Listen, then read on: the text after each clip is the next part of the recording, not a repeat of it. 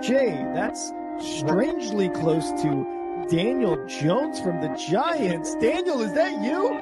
Beat the Chiefs. Show me. If the Broncos and Russell Wilson can show me that they can beat the Chiefs, then I will start believing. The crowd up. And so are this defense, and Kansas City won't snap the ball again. The Denver Broncos have beaten the Kansas City Chiefs. Dave Montgomery on the Lions, former Bear, gonna make this his revenge game for sure. David Montgomery gets the touchdown that ices the game. No! And there's the flag. There's flags. There's flags. There's flags. There's flags. Snap. Hold. Kick. Denver wins! Denver wins!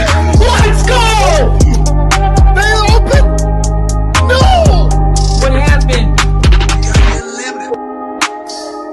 Oh shit.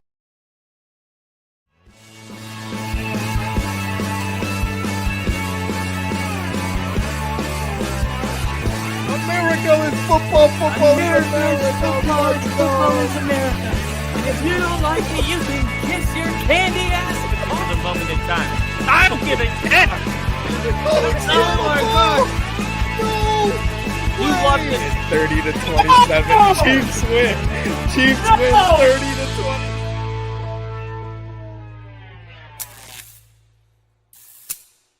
Woo!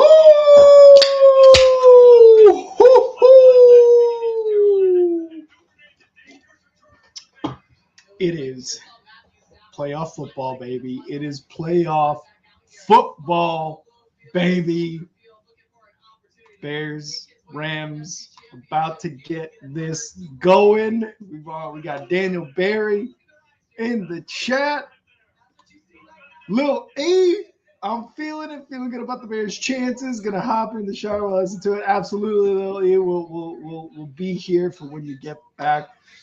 Ladies and gentlemen, boys and girls, it is Bears hosting the Rams for the NFC Divisional title and the chance to go to Seattle to take on the Seattle Seahawks, who absolutely dominated the 49ers last night. That game wasn't fair.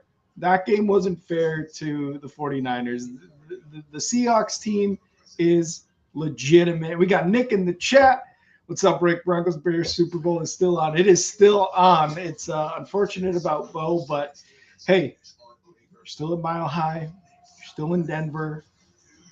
There's still another game to go into next week for the Broncos and the Patriots. We know what the AFC is going to look like. It is the Patriots at the Broncos for a chance to go to the Super Bowl.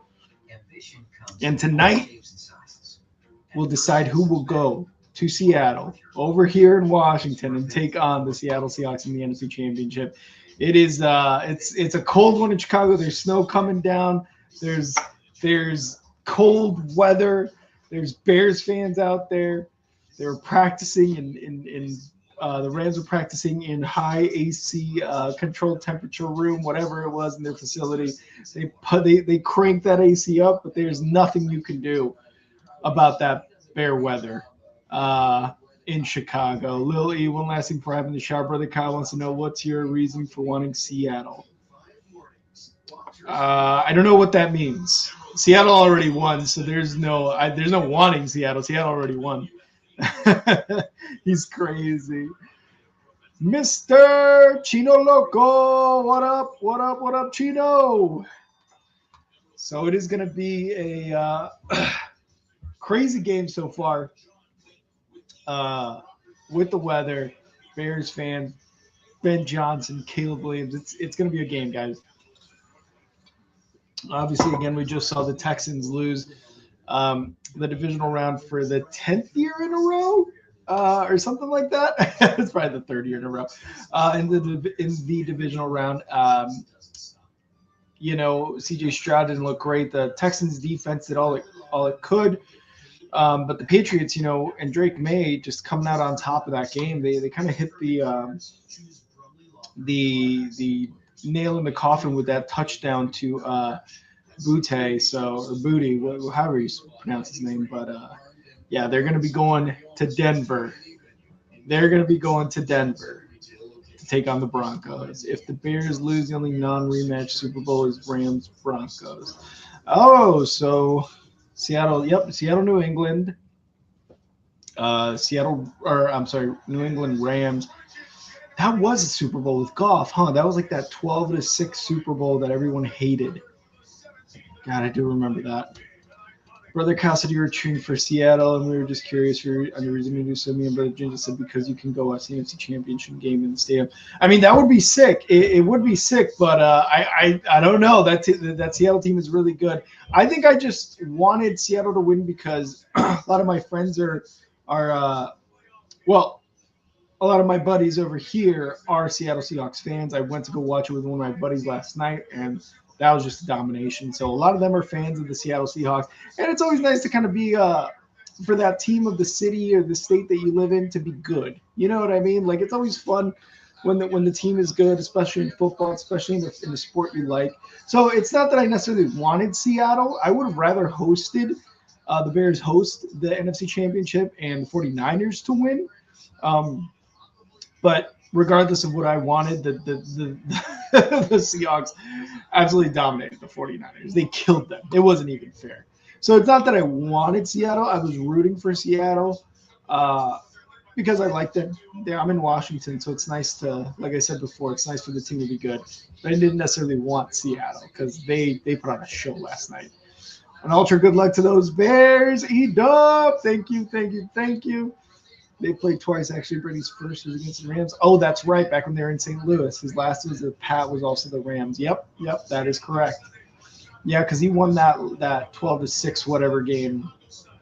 Again, it was kind of one of the worst Super Bowls, I guess I would say. Most recently, probably Eagles Chiefs last year was one that everybody was kind of like, oh, it was dominating. It wasn't even a game. So, but yeah, that makes sense. First one was against the Rams back when they were in St. Louis.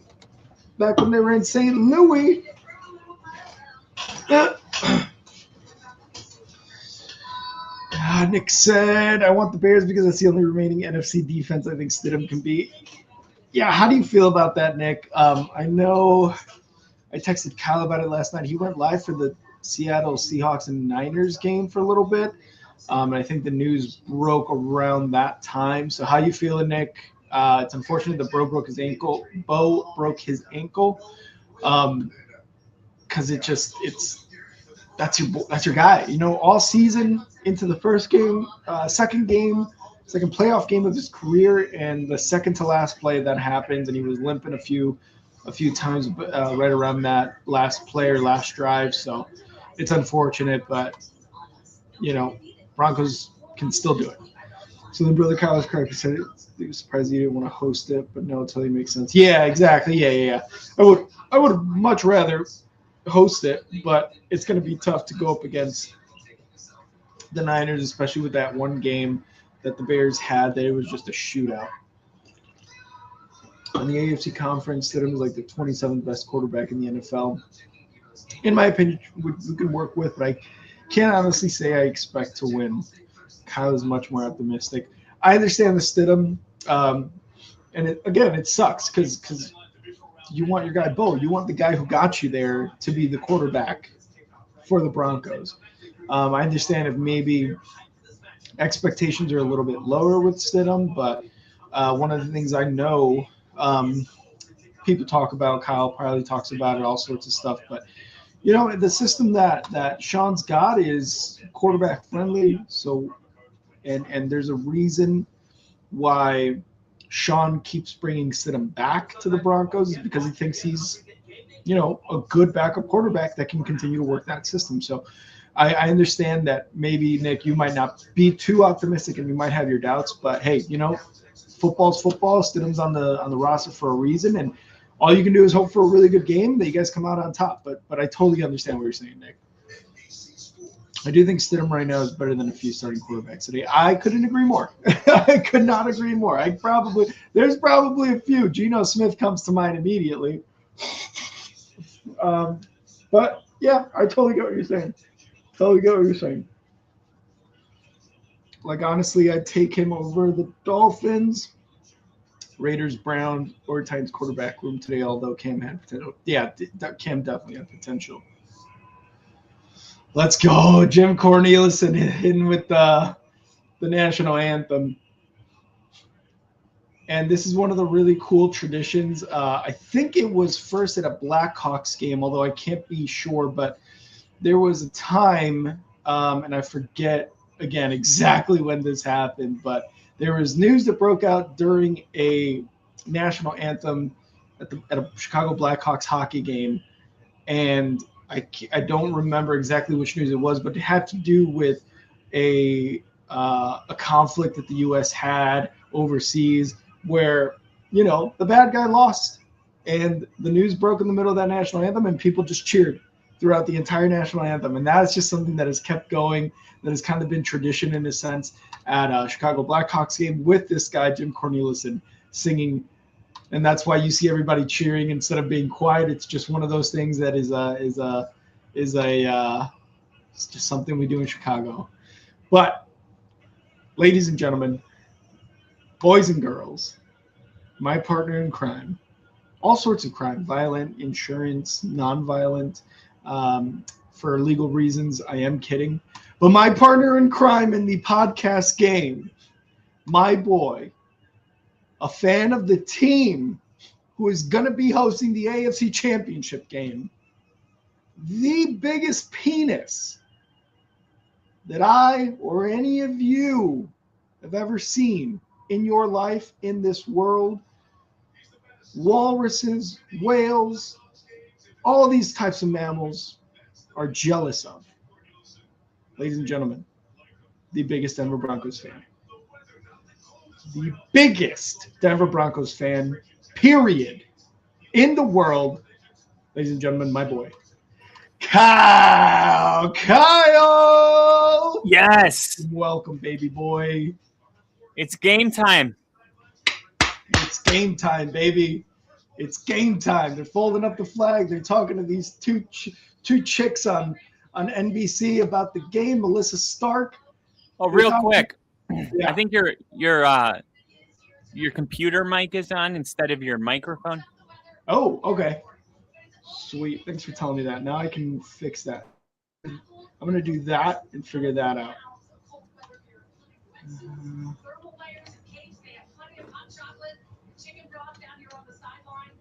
Man, what a game this is going to be. Is that better? Oh, yeah. Hell yeah. I love it. Thanks for letting me know. No problem. Woo, Kyle, NFC Divisional game. All 3 games are done. The Seattle Seahawks dominated the Niners last night. They have hot cocoa on the sideline. What the hell? You're absolutely right. You are absolutely correct. Is that standard? You wouldn't want hot cocoa? No, I would. I have never seen that. Yeah, that is kind of strange. Although very much appreciated, I'm sure, if you're a player on the sidelines right now. What is that? Oh, okay. Cayenne pepper? Cayenne pepper? No, I don't know. I was promised negative degrees. What the hell? I think with the wind chill. It feels like 7. Come on. We got time. Yeah. And especially in Chicago. They definitely got time in Chicago. Her eyes look so weird. Like, one's bigger than the other. I think maybe her eyelashes are put on wrong or something. I don't know if you saw that, but I noticed that right away. The cold makes everyone look kind of fucked up. Yeah, that's true. And I'm sure she's like, her lips are frozen and she's like, oh, no, I think it's allergies, because I've had that happen to me where one of my eye gets a little swollen and itchy. Oh, yeah, possibly. But like you said, it's probably the cold too. All right. The crowd's into it. They got the towels waving at the fourth phase. The fourth phase, baby. All right. So who's getting the ball first? So the Rams won the toss and they have deferred. So the Bears will be receiving the ball first, while the Rams are going to be getting it in the third quarter. Big note here. Ozzie Trapillo, the left tackle who started for most of the games for the Bears, did suffer a broken patella, something like that. He's done. Joe Thuney is going to be playing left tackle for the Bears. He's moving from left guard to left tackle. So we'll see how interesting that's going to look, because I know he can move around a lot, especially on the line, but we'll see what kind of effect that takes as the kickoff. He's going to be taking it the 10. It's going to be the 30, the 35, the 37-yard line for the Bears. Let's go. Good starting field position. Mm-hmm. Caleb Williams, Iceman. They got Matt Stafford having Detroit flashbacks right now. It's cold, so please bear with them. I love it, Nick. I love it. Oh, damn, I didn't see who their left guard was. All right, they're in the all navy blue, just like they were last week against the Packers. Caleb Williams changing the play under center. DeAndre Swift the back. 2 wide, 2 tight end sets.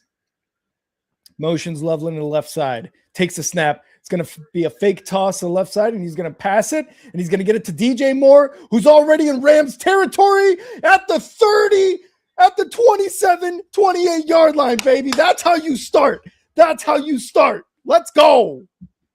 Let's go. Good job with the disguise right there.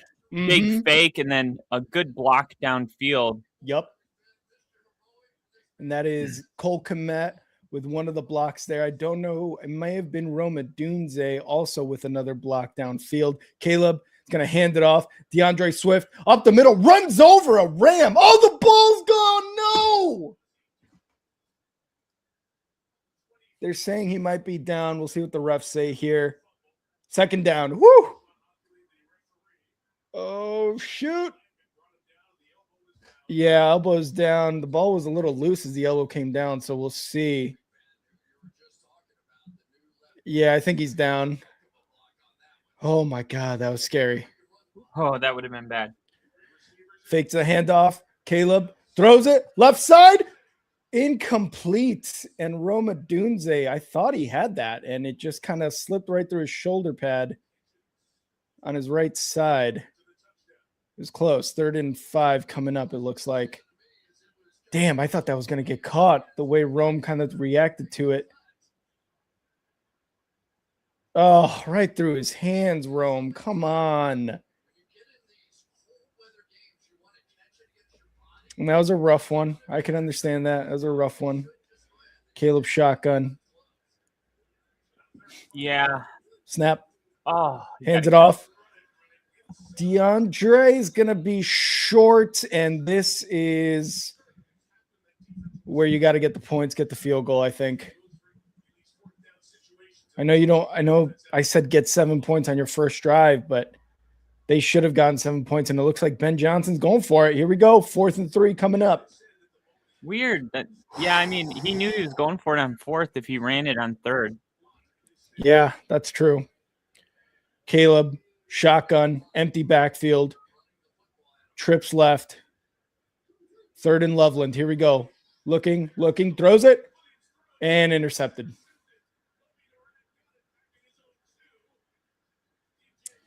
And the Rams are going to start off at the 16-yard line after that interception. And Caleb's holding his hand. Don't like that. Yeah, I just threw it too high. Yep. I don't know. God, I wish Adunze had caught that one in the end zone. He's holding his finger, too. Yeah, that's not great. Don't love seeing that. That was not great. Oh, my God. Well, it's time to see what the defense is made of here. And you guys pretty much stopped yourself. Yeah. I mean, it's not like the Rams did anything.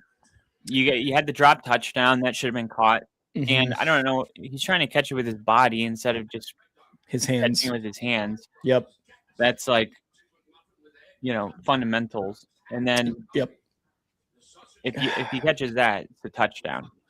Mm-hmm. You pretty much got 20 yards per play on that drive until that final. So I don't know. I mean, look, the Rams defense has had some major issues, and it just seems like they're going to continue today, and that's got to be encouraging.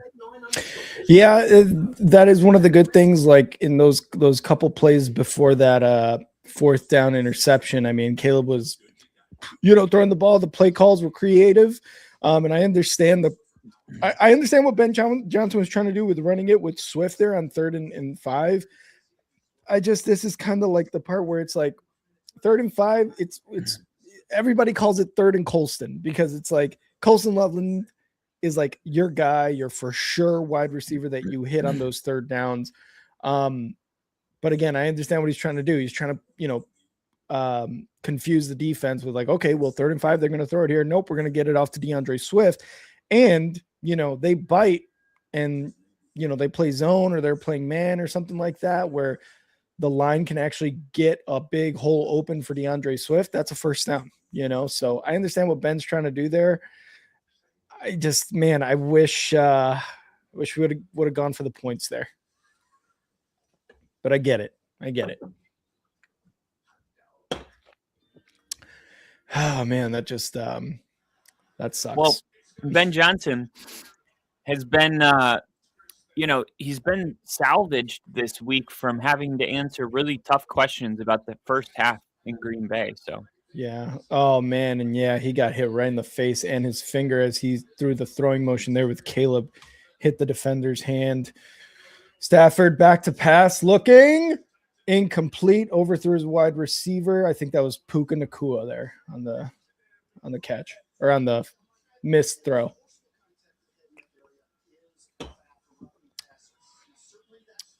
I hands to the face there. What is there? I feel like every other quarterback gets that. If that happened to anyone else, there'd be a foul called, but there's no flag. I don't know. 2nd and 10. Whatever. Can't stay on the pass. Passed. Stafford, shotgun. Takes a snap. Looking. Throws over the middle, and it's caught, and that is Puka for about 15 yards to the 30-yard line. Yeah, this is our first real look at how the weather's going to affect the Rams. Mm-hmm. That was good. Yeah, he had DeMarco Jackson, our linebacker on Puka Nacua there. You're going to get beat every time there. Puka Nacua, just insane. Oh, he's a monster. He is a monster. 30-yard line.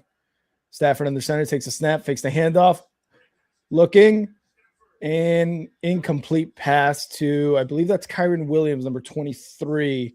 Hit his hand, but didn't really have a good opportunity to catch that ball.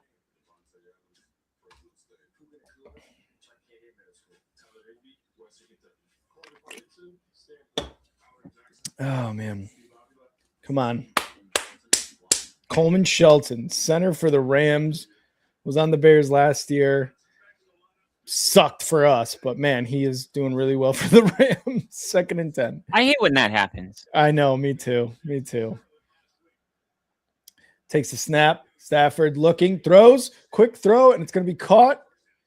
And it's going to be a first down at the 45-yard line for the Rams, number 88. Gets that for a first down. Was that a 2nd and 10? Yeah, I was on a 2nd and 10. I think that went for 15 yards. Yeah. Caught it first down and then goes down right around the 45. So far, a total of 3 QBs from last year's draft class have gotten their teams into a championship game. Yeah, that's true. Bo Nix, Caleb, Drake May, and Daniels under center. Hands it off. Kyron Williams gets about 6. This is one of those games where I feel like if it was played in October, it would be like 35-41 final. Yeah. And we'll see if the weather changes that. Yeah, it's true, man. I mean, and you can kind of see as they're doing close-ups on players' faces, like how swirly that wind and snow is there in Soldier Field. So it's like you said, probably not high scoring, and field goals are going to be tough to come by. 2nd and 4. Under center in Bears territory at the 49-yard line. Stafford, timeout. You know what I just thought of is nice. There's a lot of like, hey, how is this weather going to affect the Rams? But the reality of it is, yeah, Stafford played in a dome, while he was in Detroit, but he also played in the NFC North, which means he played in Green Bay and Chicago at least one time every year for 10 years? Right around there. And also depending on when the Vikings built their new stadium, their covered stadium, he may have also played in Minnesota where, if they had an open air stadium as well. So and typically like those divisional games are going to be at the end of the year, week 17, week 18. So like I would even bet Stafford's played more games in this condition, maybe even in Chicago, than Caleb Williams has. True. So and there's another good tackle there by Nashawn Wright to get 1 yard gain, 3rd and short coming up.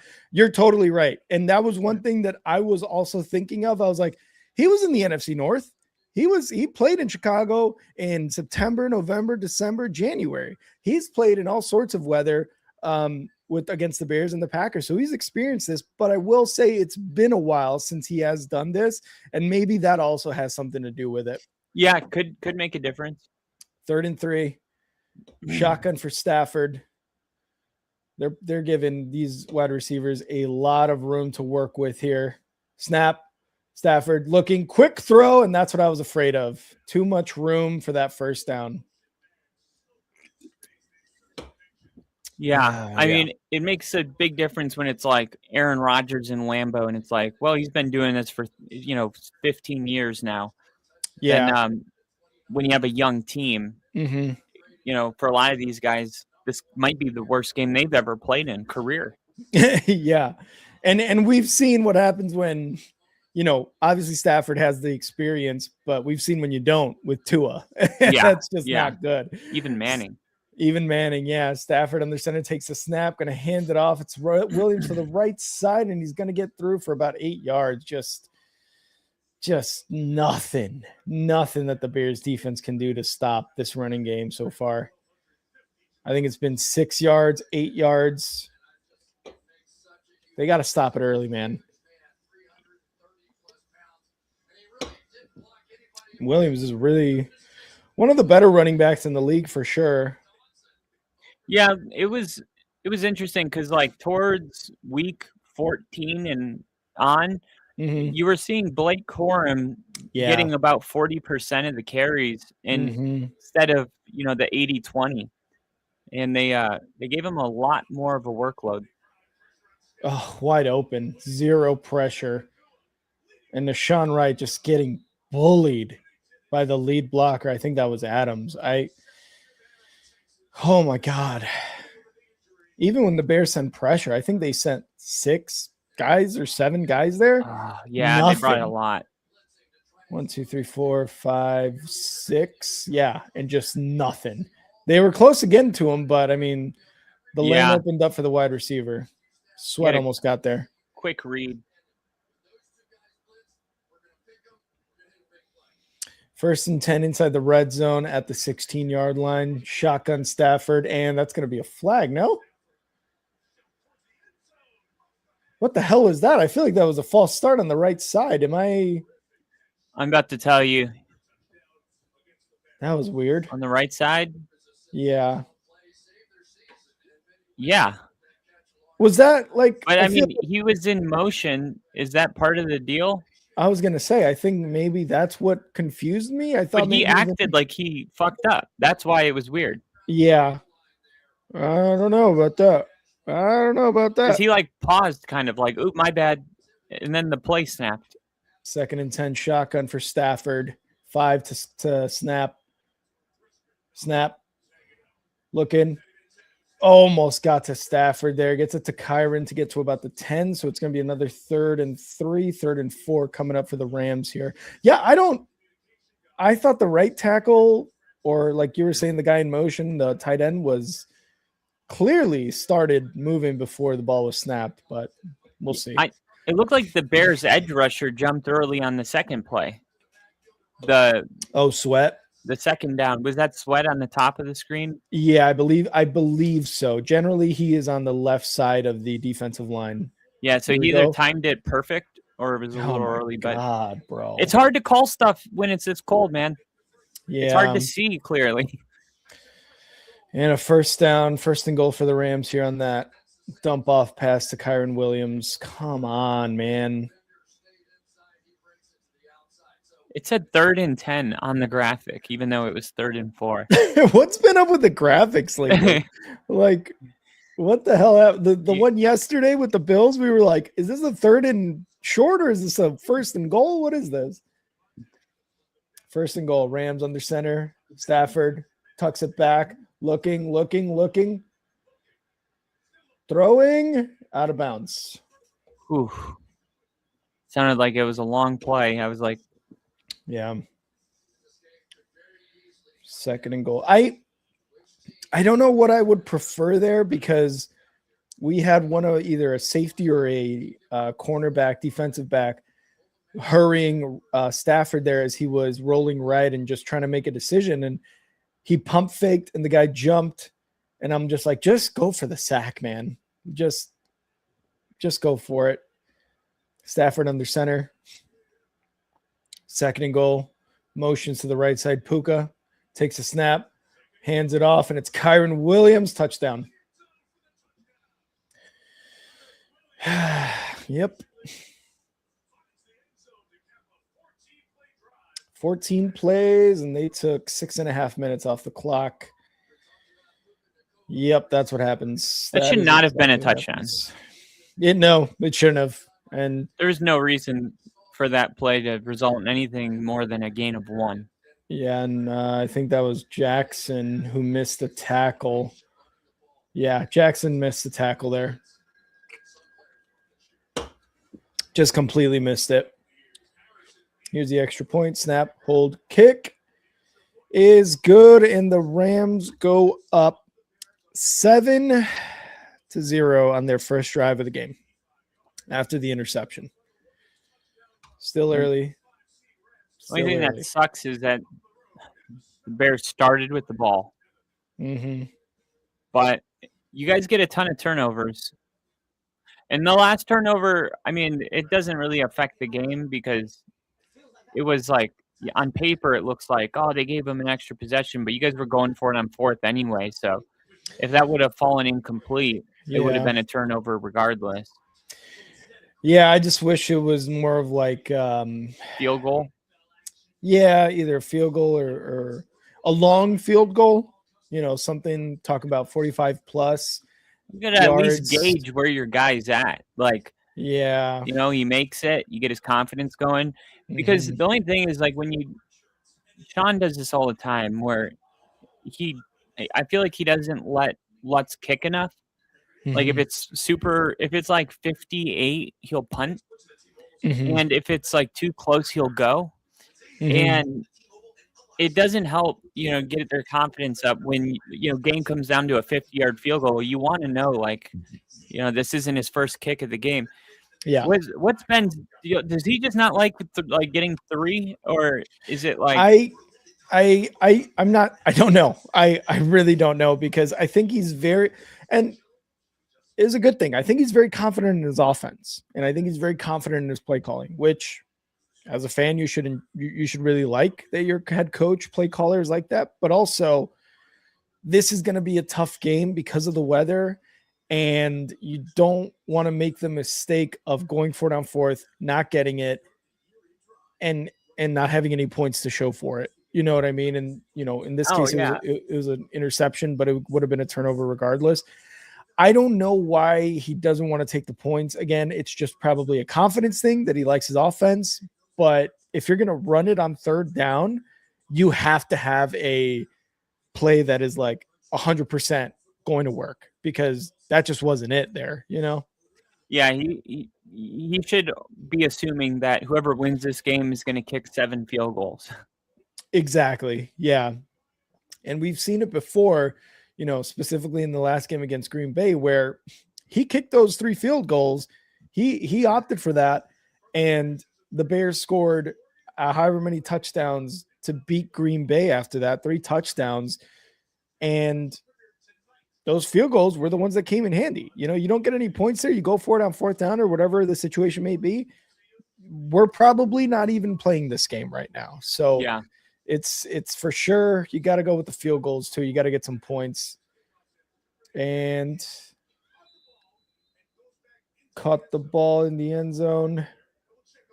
Bears are going to start off at the 30, 35-yard line, whatever it was.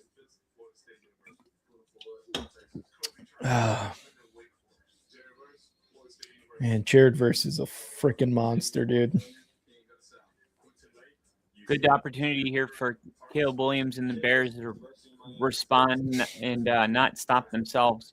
Brendan Fisk and Jared Verse back in the lineup starting, that's a problem. Yeah, 100%. 100%. All right. That Florida State team was 12-0. It was because of them too. Yeah, that defense was sick with them too. 1st and 10 at the 20. Caleb Williams under center. 2 wide, motions right side, takes a snap, going to be a toss left side. It's going to be Monungai who gets stuffed behind the line for a 2-yard loss. It's going to be hard to run. That was the reason why the Rams were kind of vulnerable with Fisk and dealing with some injuries in the interior, but I didn't realize they got healthy for this. Yeah. I'm still kind of salty about that no call there to the hands to the face there on Caleb. I feel like Bears quarterbacks never get calls that every other quarterback gets, but yeah, I think whatever. It's a young quarterback thing because I see it all the time with Knicks. I think the more you run too, the more you get treated like a wide receiver. Or back. Burden. Made a great play to get 11 yards there. Wow, I thought he was going to be done after 2. Close. Oh, man. Burden's yak. Good broken tackle. Yeah, Burden's yak is just outstanding. Look at that. Number 14 should have gotten him right there. And Burden said, nope, I'll just make a couple moves. That would have been my first pick in the draft. If I was GM, that would be him on our team. Yeah. And Ginger says it too. Kyle's boy before the draft. Here we go. We're going to run it up the middle, and that's a 1st down. See? There you go. 3rd and inches. Run the ball. Get a tight end as an extra blocker for Monungai there. You get the 1st down. That should be what we do in these situations is go for those 1st downs. Ooh, that was awfully close too. Yeah, I know. It was a good job by Monungai pushing it to the right. There was nothing in the middle. Yeah. 1st and 10, 31. Fakes the handoff. Caleb looking in the pocket, looking. And he's going to run left, and he's going to throw it. Oh, come on, Colston. You don't drop those, man.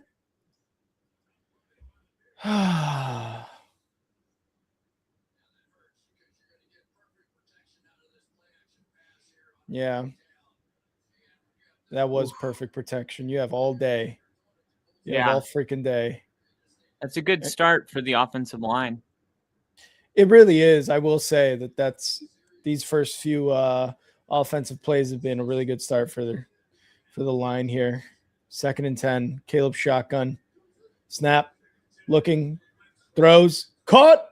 Oh! Wow. Zacchaeus. I was about to get on his ass again, but he gets those 9 yards. It's going to be 3rd and short again.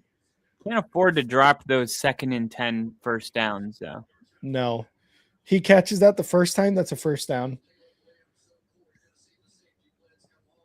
Ooh. Zacchaeus. Look at that. He catches that, that's a 1st down automatically. 3rd and 1. He's got Smythe on the right side there of Swift. Motions. Going to hand it off. And it's going to be Swift. for a first down, running more at the 50 inside of Rams territory at the 47-yard line. First down. Good job by Ben Johnson sticking with the run game on these 3rd and shorts. Yep. Good blocking. That was just great blocking. Yep. Smythe and Cole Kmet. There you go. Cole Kmet and Smythe blocked the same guy, curled off of him, and made 2 more blocks, 1 each. Just great blocking there. Caleb Beautiful. shotgun. Oh, he's going to take the free play. It looks like there's a flag, and he's going deep right side, and it's caught.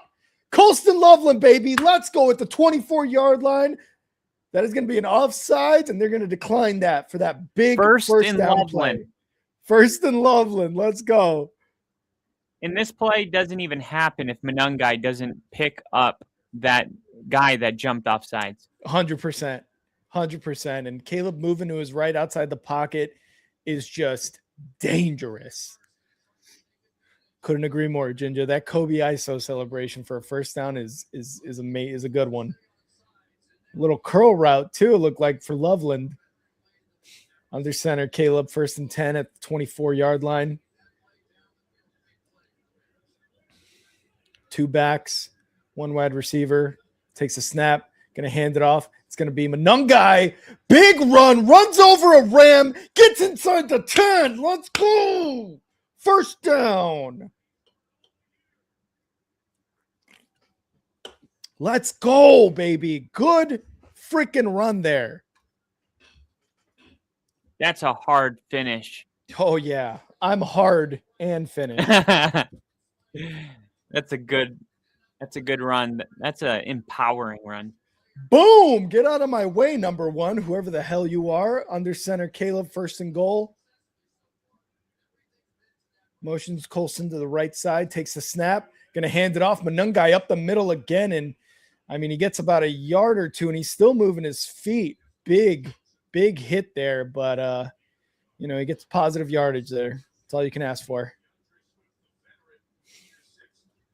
Ben going with both of these running backs, trying to get a feel.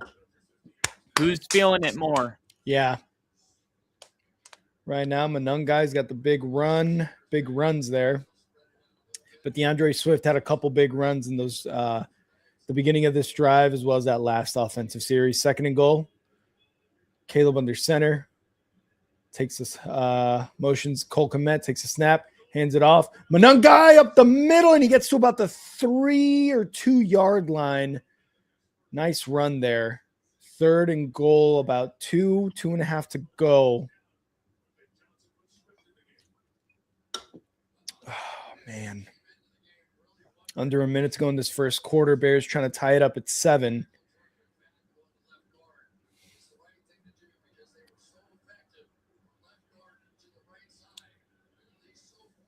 Under center, Caleb talking to his guy. Durham Smythe on the left side. Motions. DJ Moore, and there's going to be a timeout.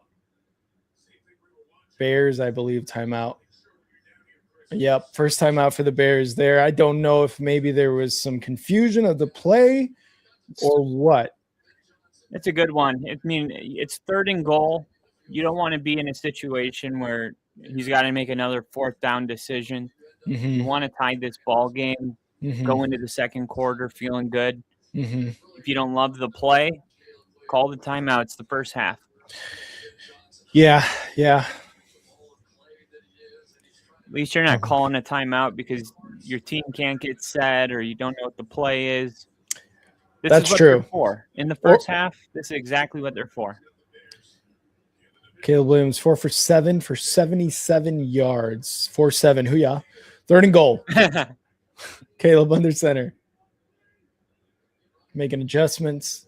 Lone back Monungai. Motions, takes a snap. Going to hand it off again. Monungai! And he's going to get stuffed at the line there. 4th and goal upcoming. I think you take the points here.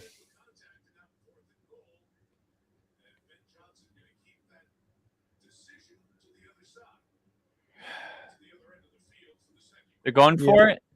I think they're going to let the time expire for the first quarter and then make the decision, which, you get some extra time here after the first quarter expires. So it's interesting because you run it again on, this is becoming a theme here. On third down, where it would seem that he knew he was going for it on fourth down by running it on third, but they're not having a ton of success on these third down runs. Yeah. And then it's just ending up being 4th and 4 or 4th and 5. Yeah. I so far in situations like you're talking about, they've run it twice and hasn't really worked. Again, I don't know if he's going to continue doing that to go for it on fourth down, like the last offensive series, or if he's doing that for some sort of like confusion for the defense, thinking, okay, third and short, you're going to go for it. Third and goal with 2.5, 3 yards to go, you're going to pass it. Right. So I don't know if he's trying to cause some confusion or if he just really has that much faith in the run game, which, it's been working. And, we've mentioned on here a couple times already that the run game for the Bears, it's like their identity, right? And that offensive line has done really well to create gaps as well as move that defensive line back to have that effective run game. But, in a one and done winner go home game, and it's not working so far through 2 offensive series, obviously he's still going to do it because it's only the first quarter, but I don't know, man. I think he's got to pass it on these third downs. If 3rd and 1s, you want to run it? Hell yeah. You get stuffed, totally get it. You couldn't do anything else. But it feels a little bit like gambling. Like you're like, if we score here, we're good. But if you kick the field goals, it would be 6-7.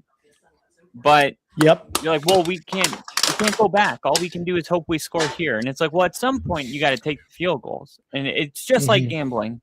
Like, yeah, totally agree. Because if he goes for it here to start the second quarter, doesn't get it, like you said, that's 6 points that we're never going to get back, Oh, man, this is nerve-wracking. I feel like I did last week against the Packers. Well, the thing you got going for you is that if you don't get it, they got to go 96 yards. Yeah. The only thing is with this defense, they could probably do it. They probably. Unless it's the second half Packers defense. Yeah, that's true. Then it's different. Super Bowl shuffle. Oh, the offense is out there. Yep. They got Moore, Odunze on the left side. Looks like Colston or Komet to the right with DeAndre Swift in the backfield. Takes a snap, looking to throw, looking, throws it. Caught! DJ Moore, baby, touchdown. Let's go. He's doing the burden. He's doing the burden celebration. Woo! Oh man, that was crazy. He got kind of stuck in traffic in the middle of that route. Yeah. And then it opened up like the Red Sea and he just went, "Oh, now." Yeah. Wow. Whew.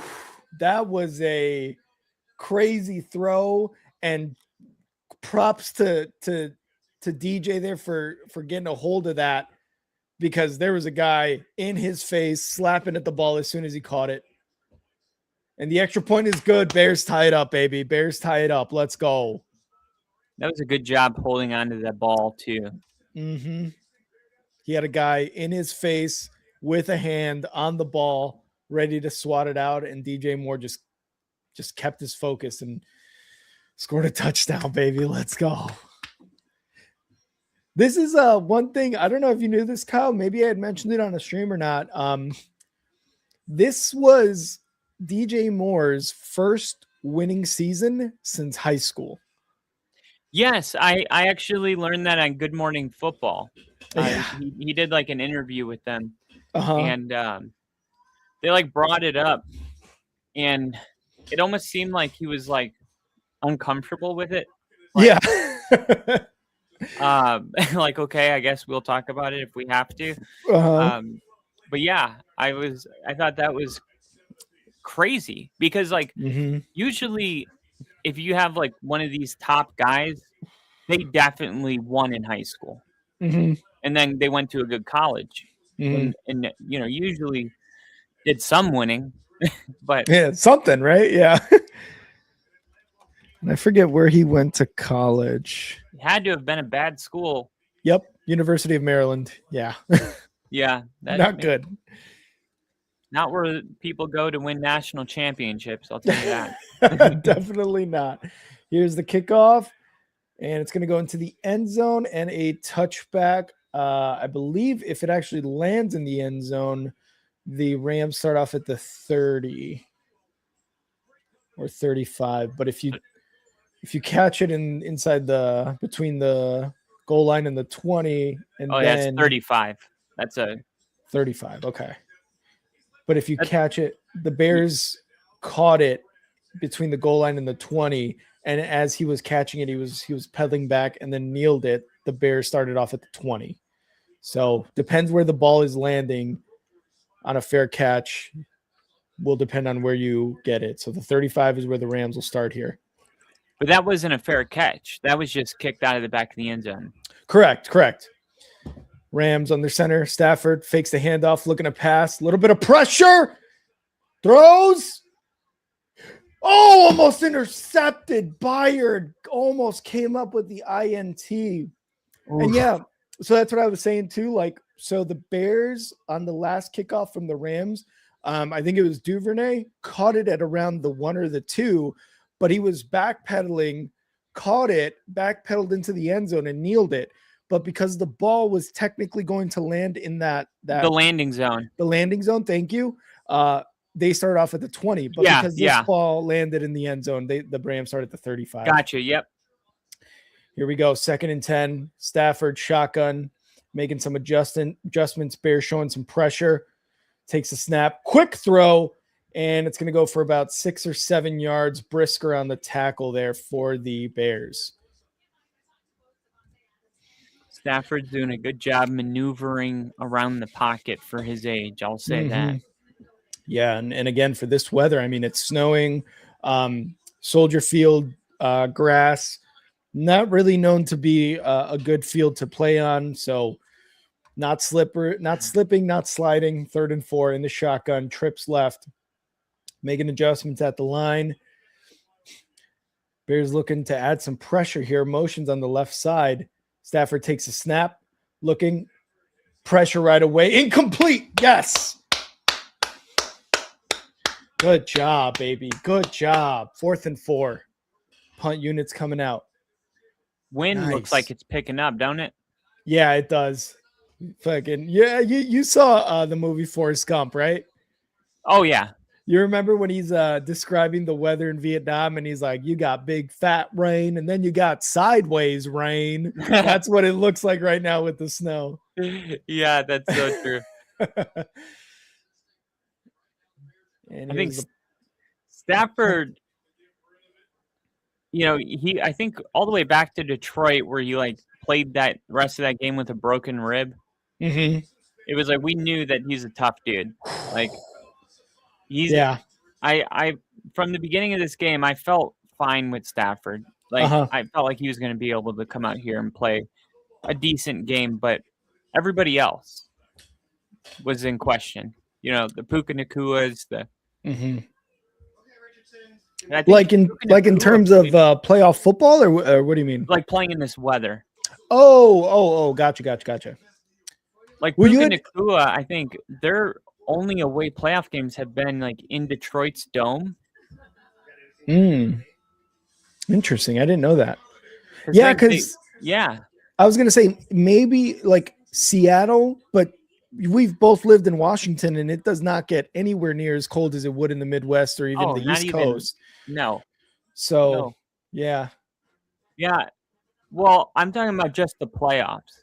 Like, gotcha. The Rams have been in the playoffs pretty much every year besides one since Matthew Stafford has been a Ram. Mm-hmm. And I think it was 2 years of playing Detroit, and Yeah, I'm trying definitely to that. did they play somebody the wild card round? I think they played Tampa Bay in Tampa.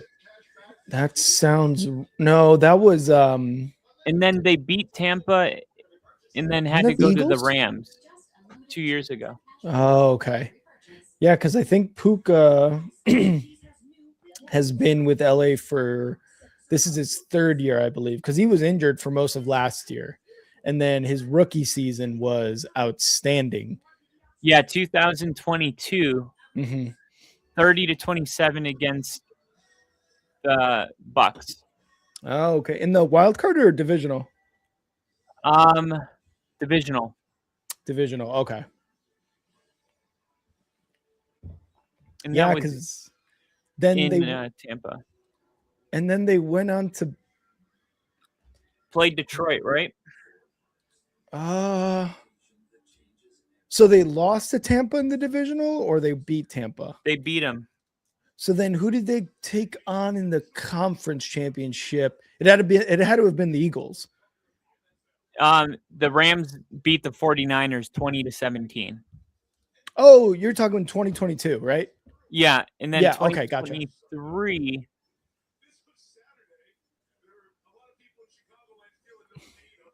the 49ers beat Detroit Lions. Mm-hmm.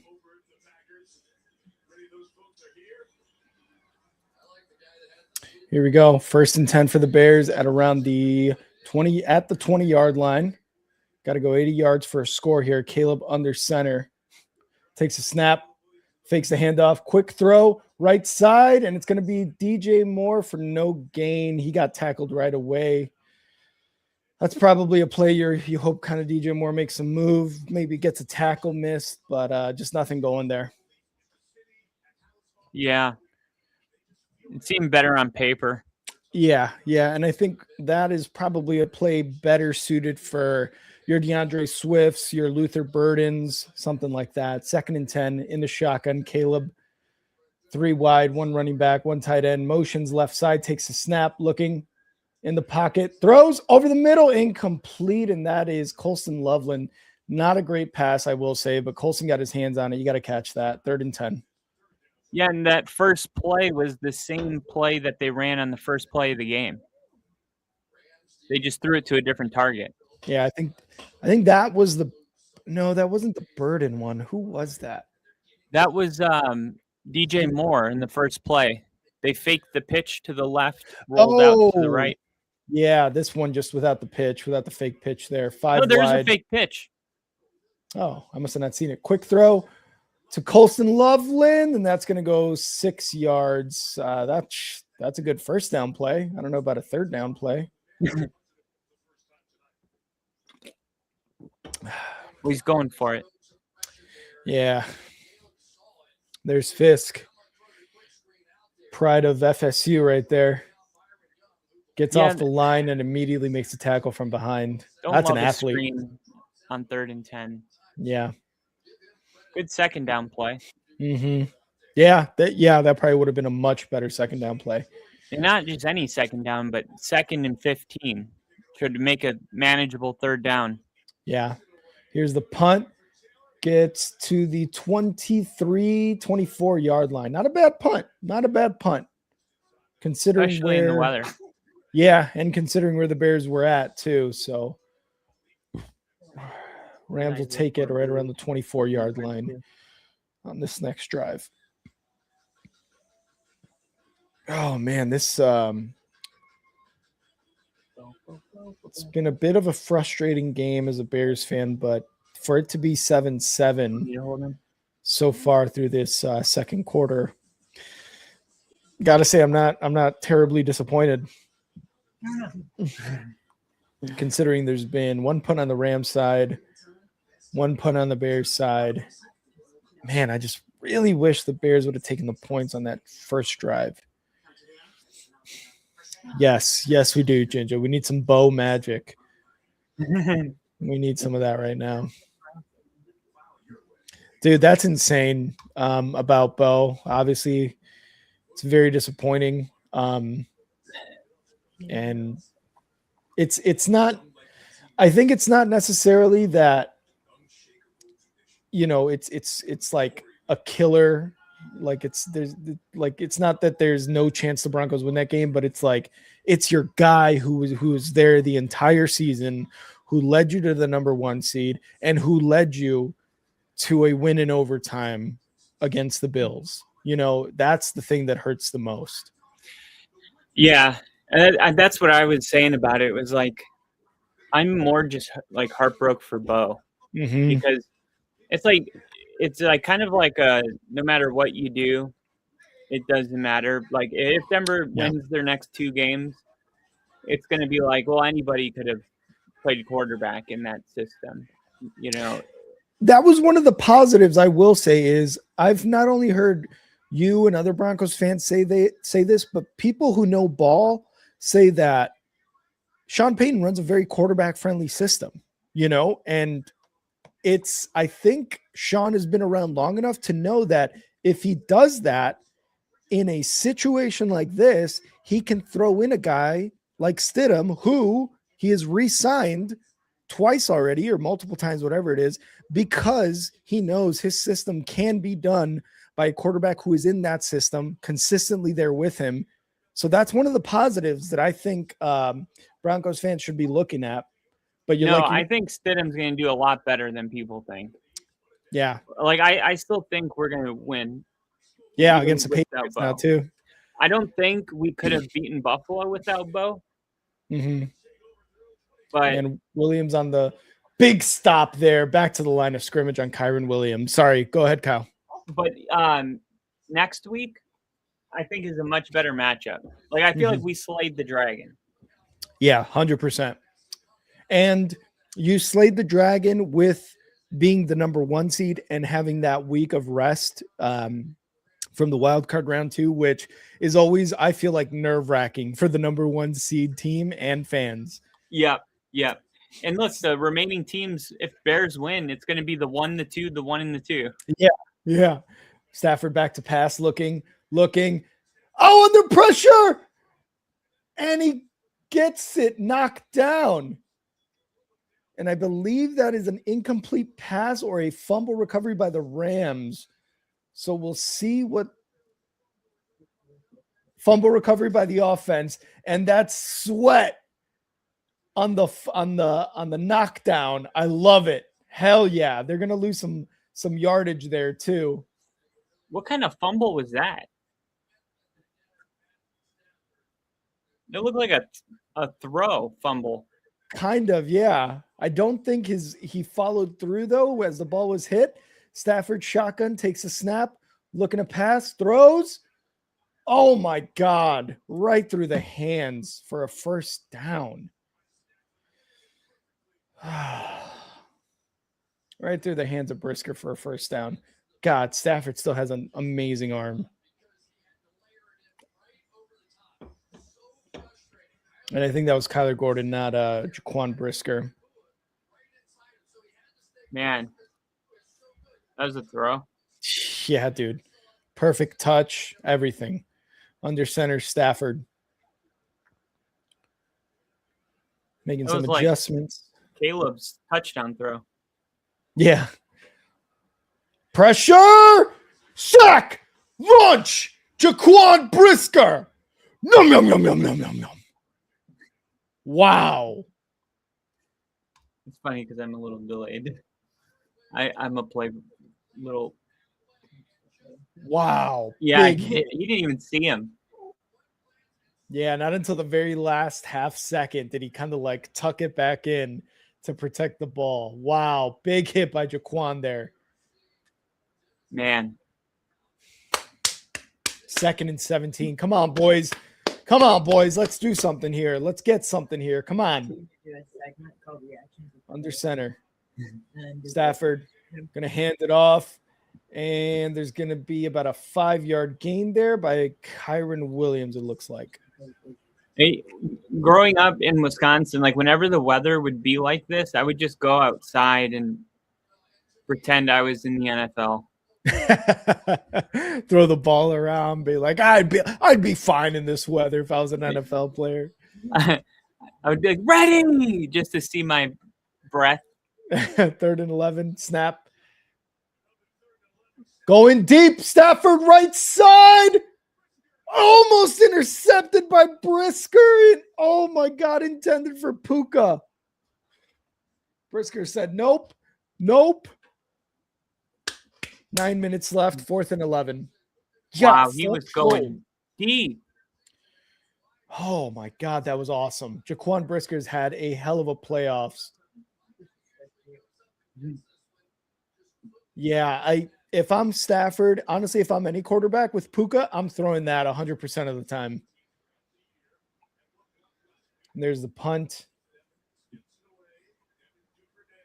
It's going to be fielded and fair caught it around the 17-yard line by Duvernay. Smart choice to fair catch that there. Whew. 9 minutes, just under 9 minutes left in the second quarter with the Bears ball inside their own 20.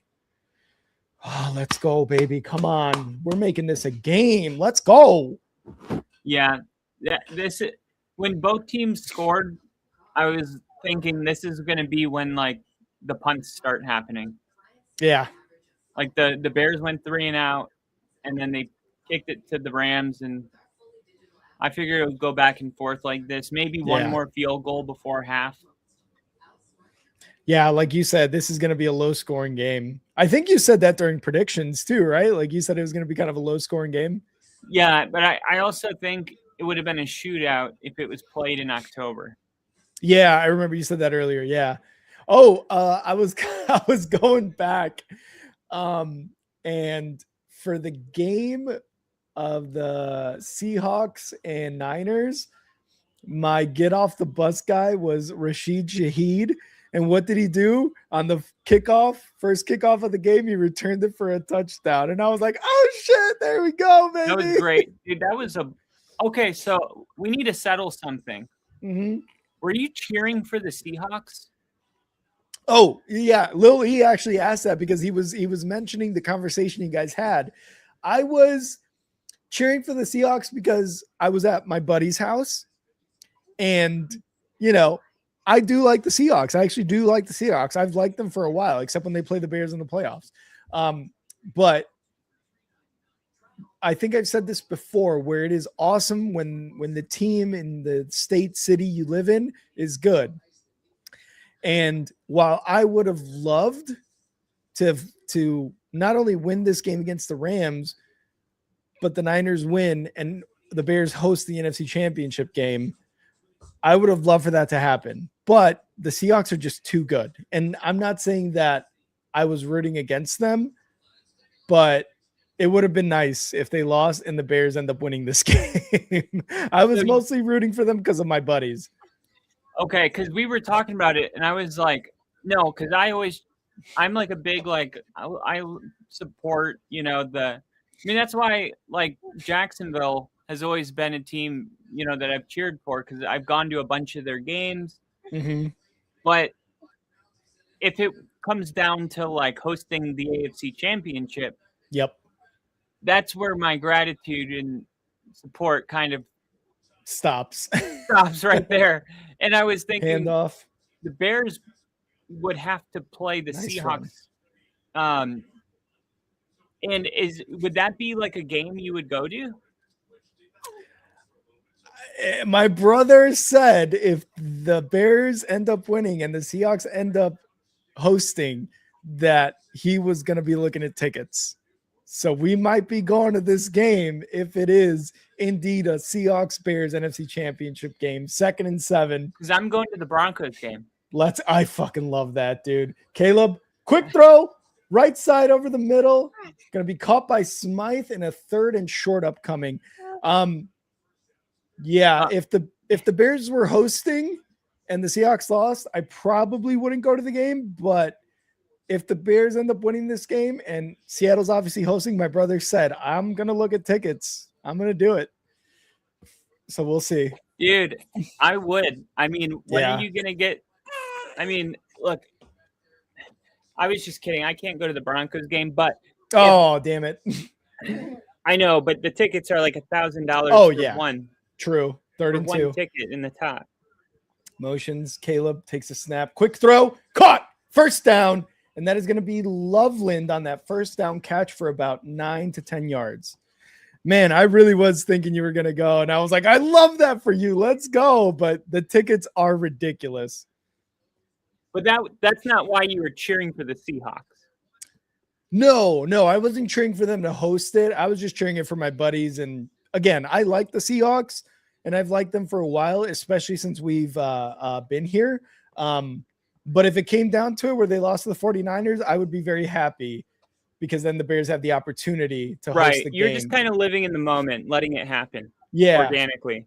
So with the burden, 6 yards on that throw and catch. You would rather play the 49ers, right? If it meant hosting the game, yes, but also just it would have been scary. It would have been scary, yeah. Because Seattle's really good. Mm-hmm. Yeah, Seattle's, dude, yesterday they made the 49ers their bitches. Twice. Twice. You see the belt to ass on the sideline? Yeah, I did. Second and 3, motion. Caleb under center takes a snap, looking quick, dump off to Manungai, open field in front of him inside the 42-yard line. Bears first down. Let's go. Good job, baby. Good run by Manungai. Oh, yeah. Oh, man. DJ slipped too, but he's still. No, we were having a whole debate about this Seattle thing. Mm-hmm. I know Lil E was telling me. Under center, Caleb motions to the left side, takes a snap, fakes the toss, rolling right, looking, throws it, and incomplete. I believe that one was for Rome. Yeah, that one was a tough one to make. 2nd and 10. Yeah, because my whole thing was, I'm like, if Rick was cheering for Seattle to host the Bears, we would have heard about this by now. Oh, 100%. I'm not gonna lie. I'm scared of Seattle. I'm scared of the Seahawks. Their defense is crazy. It's good. And their offense. Its offense is scary as hell. 2nd and 10, under center. Caleb hands it off, and it's going to be Manungai up the middle. I'm sorry, that's Swift, baby. And I think that may be a first down, depending where they spot it here. Is Sam Darnold going to go down as the best Seahawks quarterback of all time? In 1 year, right? We're already having that conversation. I feel no, like 10 years down the road when he's won 3 Super Bowl. Honestly, yeah, dude. The NFC is looking a lot different with the Seahawks as dominant as they have been, I will say. And it's crazy because as good as the Vikings head coach has been, this will be the biggest blemish of all. What's that? Letting him walk for JJ McCarthy. Yeah. Like, we had so many talks about this in the offseason, and I couldn't say it louder. Like, no, you never let someone walk away that won 14 games. 100%. 100%. And they're feeling it in Minnesota right now. 3rd and 1. That was like them. They were like Seattle. Yep.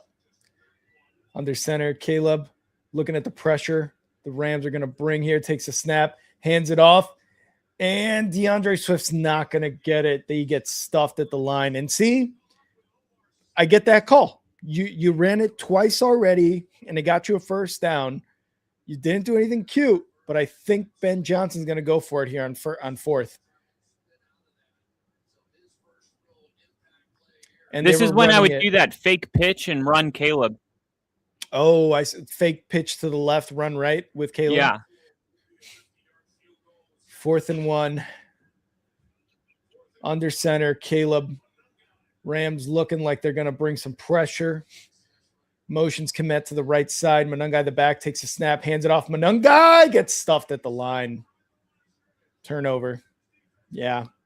That Rams run defense is really good. Why are there not – what is wrong with the field goal from here? It was a 50-yarder. But he kicked the last one, no problem. The extra point, it looked like I mean, to me, it went right down the middle and it had a bunch of length on it. When are we going to gauge the kicker if we can't kick a 50? I agree. I I will say Cairo. He's This is the asked. one thing. Cairo. He's This is asked. the one thing. What's that?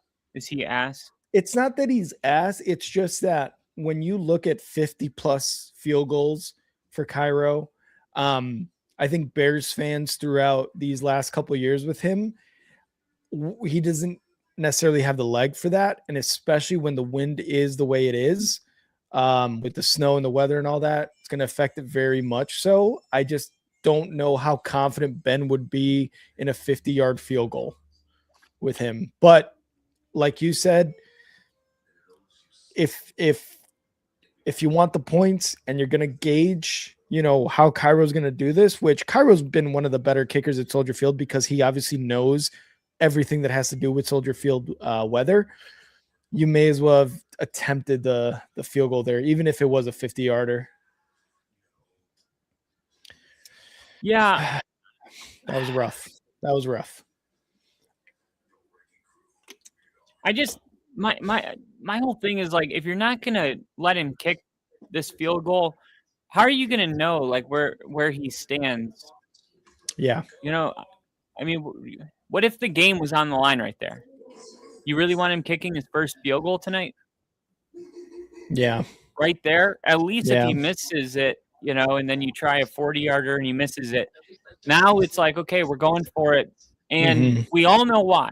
Yeah. And there's no mysteries. But, yeah, you're not even giving your guy a chance. I mean, that's 6 points. We're talking 13-7. More to come. But I get it. It's 1 yard. And he's like, oh, we can get 1 yard. But I almost feel like just gathering intel on your kicker tonight is more important than getting a first down right there. Like, at some point as a head coach, I want to know what I have, not in practice, in pregame warmups, but game time. What can my kicker do today? And let's see, I'm looking, despite a past reputation for less long-range consistency, 8 of 9 of them in 50+ in the 2025 season alone. So he's 8 of 9 for 50. Stafford, incomplete pass there to Puka, just a little too high for Puka. Yeah. That looks good as fuck. That hot dog.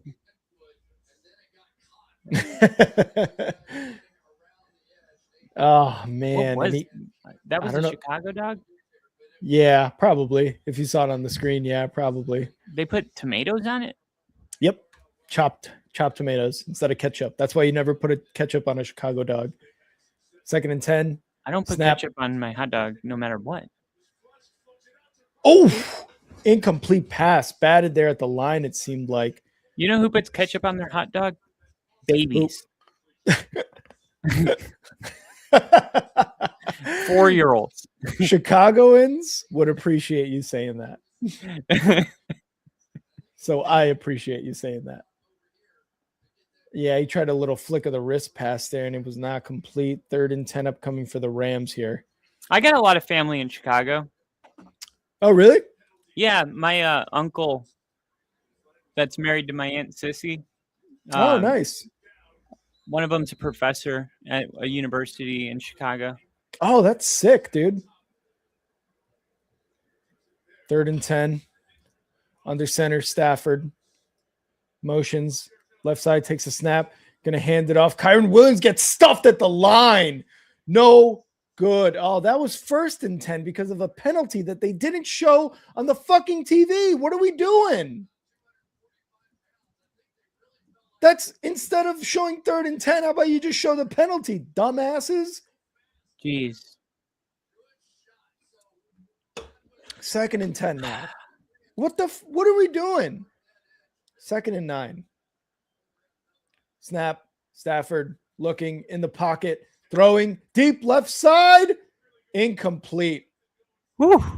And that's Nashawn Wright. And I believe that was Devontae Adams. He was covering. I'm not too sure who the receiver was there.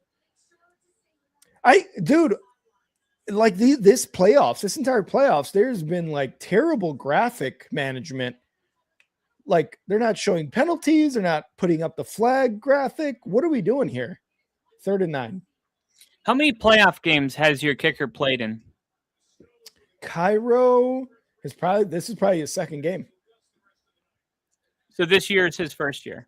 Correct. Yeah. Okay. That's what I thought. That's Snap. why I said test the kicker. Looking. Sack. Launch. Kyler Gordon. Yum, yum, yum, yum, yum, yum, yum, yum, yum. Let's go. 4th and long, baby. I mistimed my num. Yeah, because I mean, you ideally, of course, you know what your kicker is capable of, but yeah, it's the same thing with a quarterback. I mean, your quarterback, you think you know what you got in the playoffs start, and then you just kind of wait and see. Like Sam Darnold last year, Sam Darnold this year, two totally different guys. Yep. And what made Sam Darnold this year? Exposure. Yeah. Exposure. 2:54 left in this second quarter. After that sack, the Bears are going to start off right around the 35-yard line. And I agree, because last year was Sam Darnold's first year in the playoffs too with the Vikings, right? And he had a really good year. Like you said, he won 14 games. He obviously lost what was basically a playoff game against the Lions for the number 1 seed. And that was kind of what a lot of people were saying was, classic Darnold, folds under pressure in the big game. But you get to this season under Clint Kubiak, who is the offensive coordinator for the Seahawks, and you see his season that he had, which was awesome. And then you pair that along with such a great defense that Seattle had.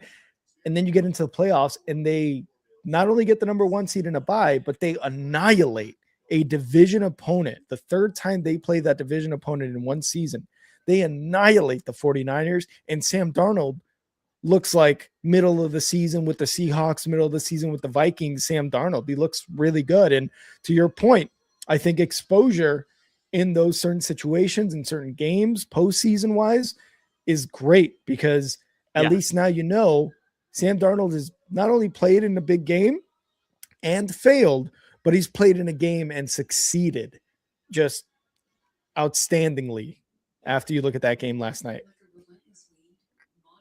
Yeah, and I mean, if you look at the data, like a dominant opposing defense or what we have here tonight, a bad weather game, snow, wind, weather, cold, it makes offensive conversion statistically harder. And that also makes kicking more unreliable. But most coaches still prefer the controlled 3 points over a low percentaged offensive play. And if you look at like turnovers per game, because a turnover on downs gets marked up as a turnover. And at the end of the day, you want to see how many points did we get per possession. And when you turn the ball over, you got 0 points per possession. So even if settling for a field goal feels like a loss, when you add it all up at the end of the day, your points per possession is what is a big hint at whether you won or lost the game. So you want to get some points on every possession. And think about it. The Bears really have only been forced to punt one time because they weren't in field goal range. True. Every other drive at this point should have resulted in some points. And I would make an argument that's what's keeping the Rams in it at this point. I would agree. I think that first drive, you take the points, you get 3. You're looking at a 10-7 Bears lead right now, and possibly even an attempt on that last one with that would have been a 50-yarder, maybe some points. Caleb takes a snap, fakes the handoff, looking to throw, throws right side, caught. That is Roma Dunze inside of Rams territory. First down at the 35, baby. Let's go. I like the aggressive call. 1st and 10. Get DJ Moore in motion, fake the handoff, fling it. It looked like there was a lot of different receivers available. Yeah, finally an offensive play caller in Ben Johnson that can actually scheme guys open. No, I haven't seen this in like 10 years.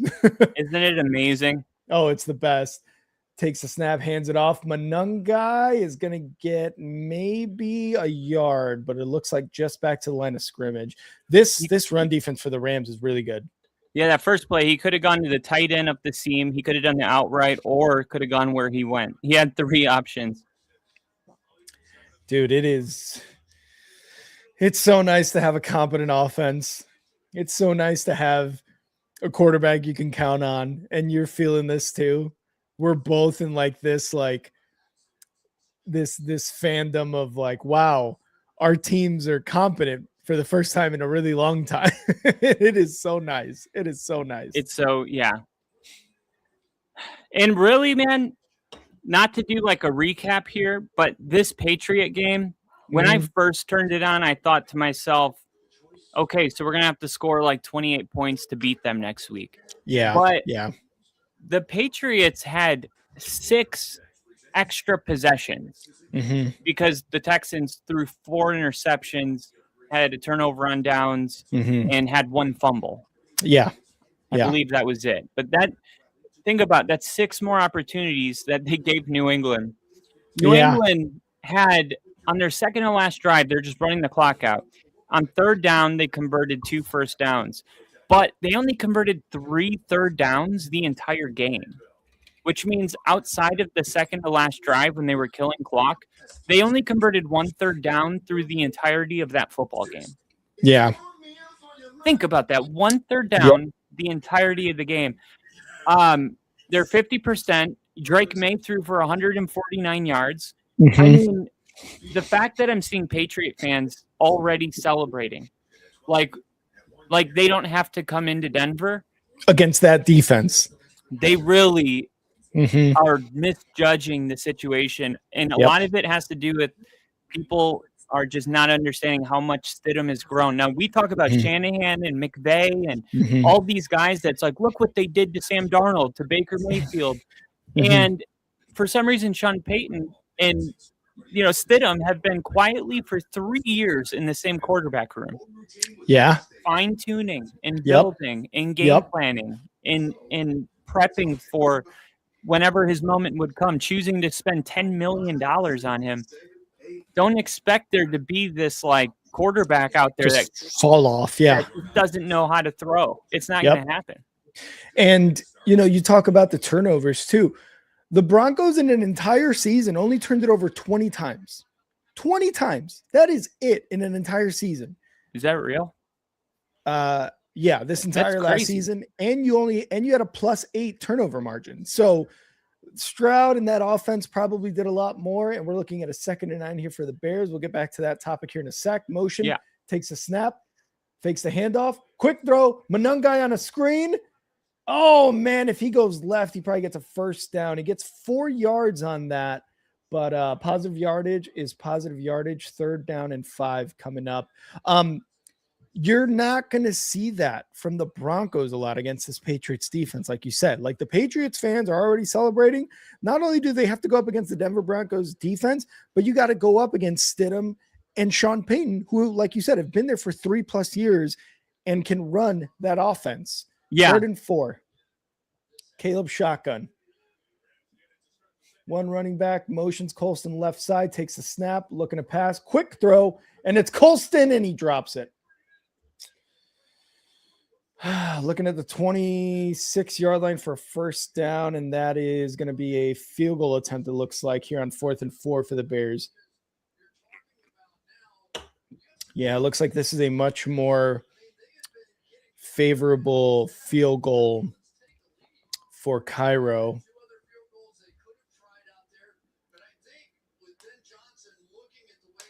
Oh, so he's played in 7 games, Cairo Santos. 48-yarder here for Cairo. There we go. Let's go. Snap, hold, kick. Is good. Let's go. That camera work was dog shit. Oh my God.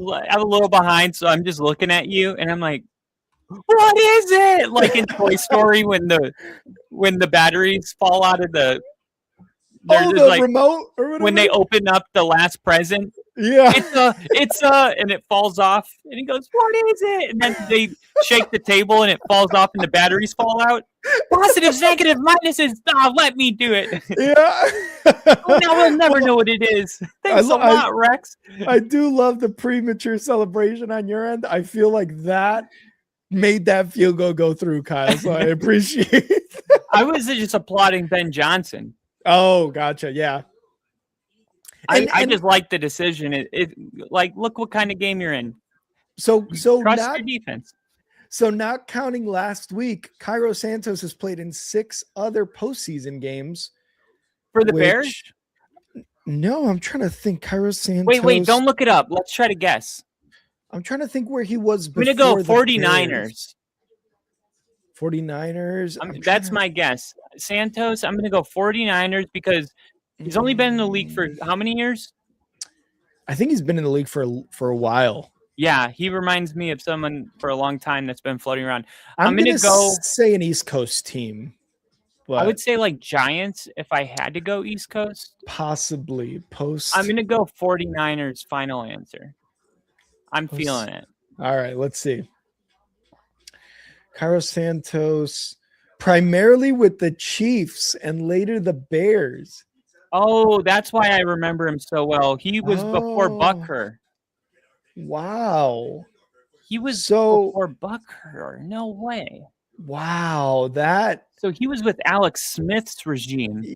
Yes, and he was with the Chiefs for 3 years, I believe. Let's see. Cairo Santos stats on Pro Football Reference. Let's take a look at this real quick. No one thought he was a rookie, Ginge. Yeah, definitely not a rookie, Ginge, for sure. Bears up. Let's go. Yes, let's go. Yeah, Santos is a little bit on the older side for sure. But damn, that's crazy. Let's see. Teams. No, because obviously the name sounds like one of those guys that's been floating around. It kind of it's like if Graham Gano, like ended up with the Steelers and we were trying to figure out where he was. Yeah. It's like, no, I know his name. So let's see. Yeah, Graham Gano for sure. So it looks like he was with Kansas City in 2017. And here's the return. And oh my God, got absolutely demolished. And it looks like he got to the 20-yard line. Look, we had a game this year where we had to kick 6 field goals in it. Yeah. And our kicker in the locker room after said it felt really good being in. It was the first game this year where I kept going out there. 30. And he said, I felt like I was able to get into a rhythm. Yeah. He's like, most games this year, I've been thrown out in the final seconds to win the game. And kickers like being able to come in the first, second, third quarter and kick field goals. Like they're like quarterbacks. They get in rhythm. He's been with the Chiefs, the Bears in 2017, the Rams. It looks like possibly a CFL Rams team. The Titans. I knew there was an NFC West team. The Rams. What and then year? The Bears. The Rams was 2018. So the first year they were in LA, I believe. Yes. Less than a minute left. Second and 3 for the Rams here. Shotgun for Stafford. Takes the snap. Looking. Throwing right. Caught. Oh, my God. I'm surprised we haven't seen more fumbles today. In Bears territory. 37 seconds left here. And I believe that's a timeout for the Rams. So 1st and 10 for the Rams in Bears territory. Oh, my gosh. He caught that? Yeah, that was insane. That was such a strong hands. That's a hard catch for a tight end, and that was great defense. Oh, he was with the Tampa Bay Bucks for a year. Yeah. He was traded from 2022, right? No, 2018. He was with the Rams and then traded to the Bucks. Then 2019? 2018. So he was with both in 2018? Yeah, he must have either been cut and traded, waiver wire picked up, or something. But he was with 2 teams in 2018. Is his first name Carlos Santos? Cairo Santos. Cairo Santos. Yep. Now, this is your first year with him? No, we've had him since 2020 consistently. Stafford back to pass. Gets it to Kyron Williams for about 4 yards, 30 seconds and counting here. And I believe they just took a timeout, the Rams' final timeout. Or did the Bears do it? We'll see what the graphic says here. It's the Rams' final timeout. 29 seconds left in the second quarter. I just don't agree with that throw. I mean, I get what you're trying to do. You're trying to get in field goal range, but it's first down. Throw the ball away, preserve your final timeout so you can continue to attack the middle of the field for more than one play. I wonder, too, if maybe he didn't have anybody maybe like near the sidelines to where it was going to be a intentional ground. Yeah. But I agree. At least try a long attempt on the, down the sidelines to where you're just throwing it out of bounds to conserve that timeout. Like you said, 30 seconds, 2nd and 6 in the shotgun, 4 wide, 1 running back. Stafford takes the snap, looking. Bears get a little bit of pressure, gets the pass off to Kyron Williams in the middle of the field, and he gets inside the 30-yard line of the Bears at around the 32. And they're gonna try to spike it, but there's a flag. Holding. Uh-oh. Please give us a holding. When did the flag come out?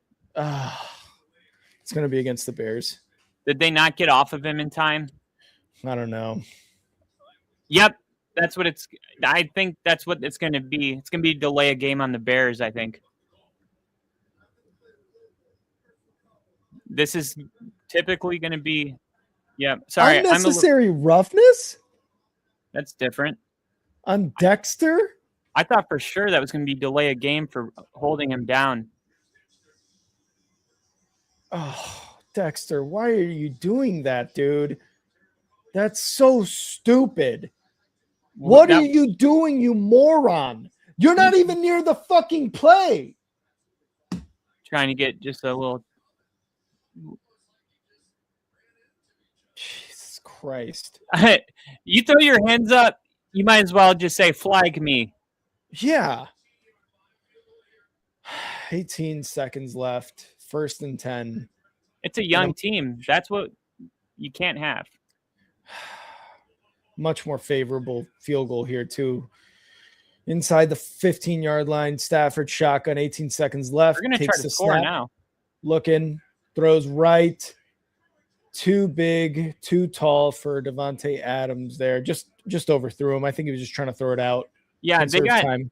Here. That was first down. So, I mean, they got 3 shots to the end zone, and then they'll kick the field goal. Time's not a factor anymore. Correct. Yep.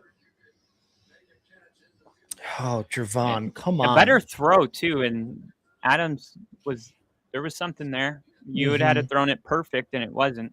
Yeah. Got a D up here.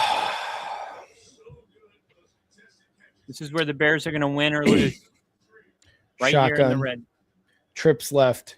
Stafford takes a snap. Bears rushing 4. Looking. Quick throw. Right side. He's going to throw it out. Yep. Like you said, they're going to take 3 shots and then go for a field goal here. And Dexter doesn't make that stupid penalty.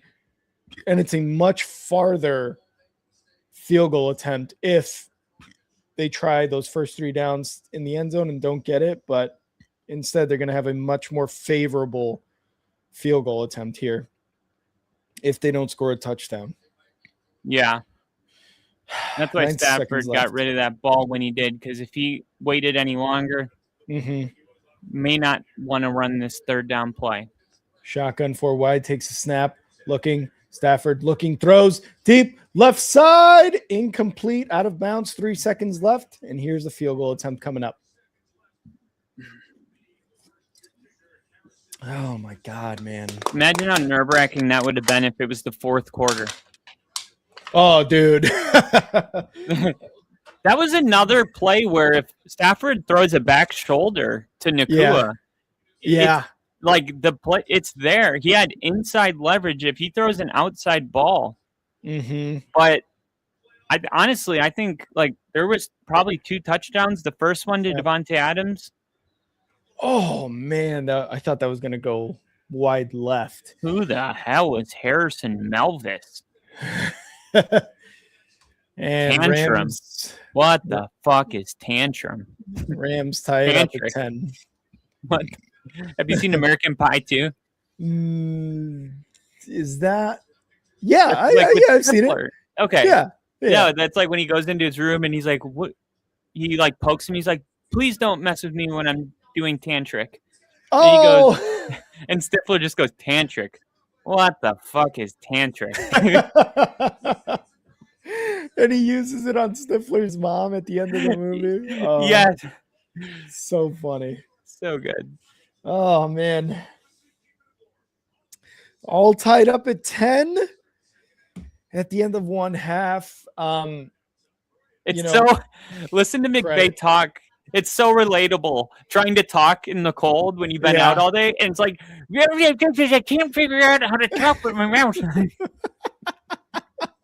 Your lips are so numb that you're just like, you just like can't feel anything. Oh, you're just man. like, I know how to talk, but I don't know how to make my mouth. I can't pronounce shit. Gonna take a quick pee for the C. Be right back. All right.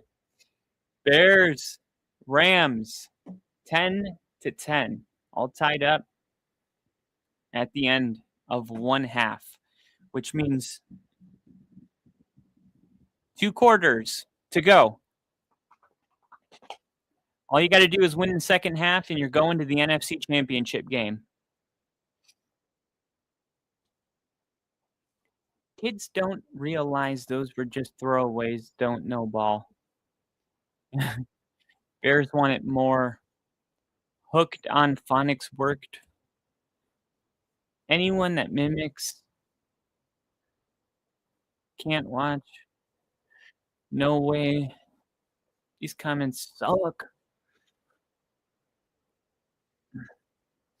So the Bears got that 1 touchdown.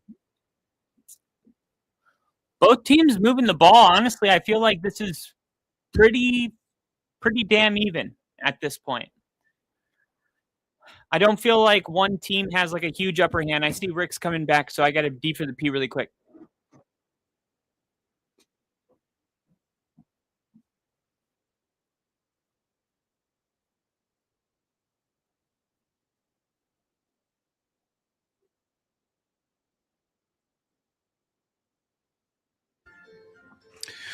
Whew. 10-10 at half. I think this is where the Bears score a shit ton of points in the second half. I hope so, Lily, because it's been a tough go this first half for the Bears. There's been some things that, you wanted to see. Carl and I have mentioned it, in that first drive, you would have wanted to take the field goal. And even on that last offensive drive by the Bears, or the one prior to the one getting the field goal, you would have wanted to at least try that 50-yard field goal. But I hope so. I hope the second half, like you say, Lily, is where they are just going to go off in terms of points. Yeah, I don't think so. I don't think that's what's going to happen in this one. I think we're sorry. No, it's just a weather thing. Like, it's not even Debbie Downer over here. I know. I was like, as I said it, I was like, and yes, Crafty, I am pooping for the O.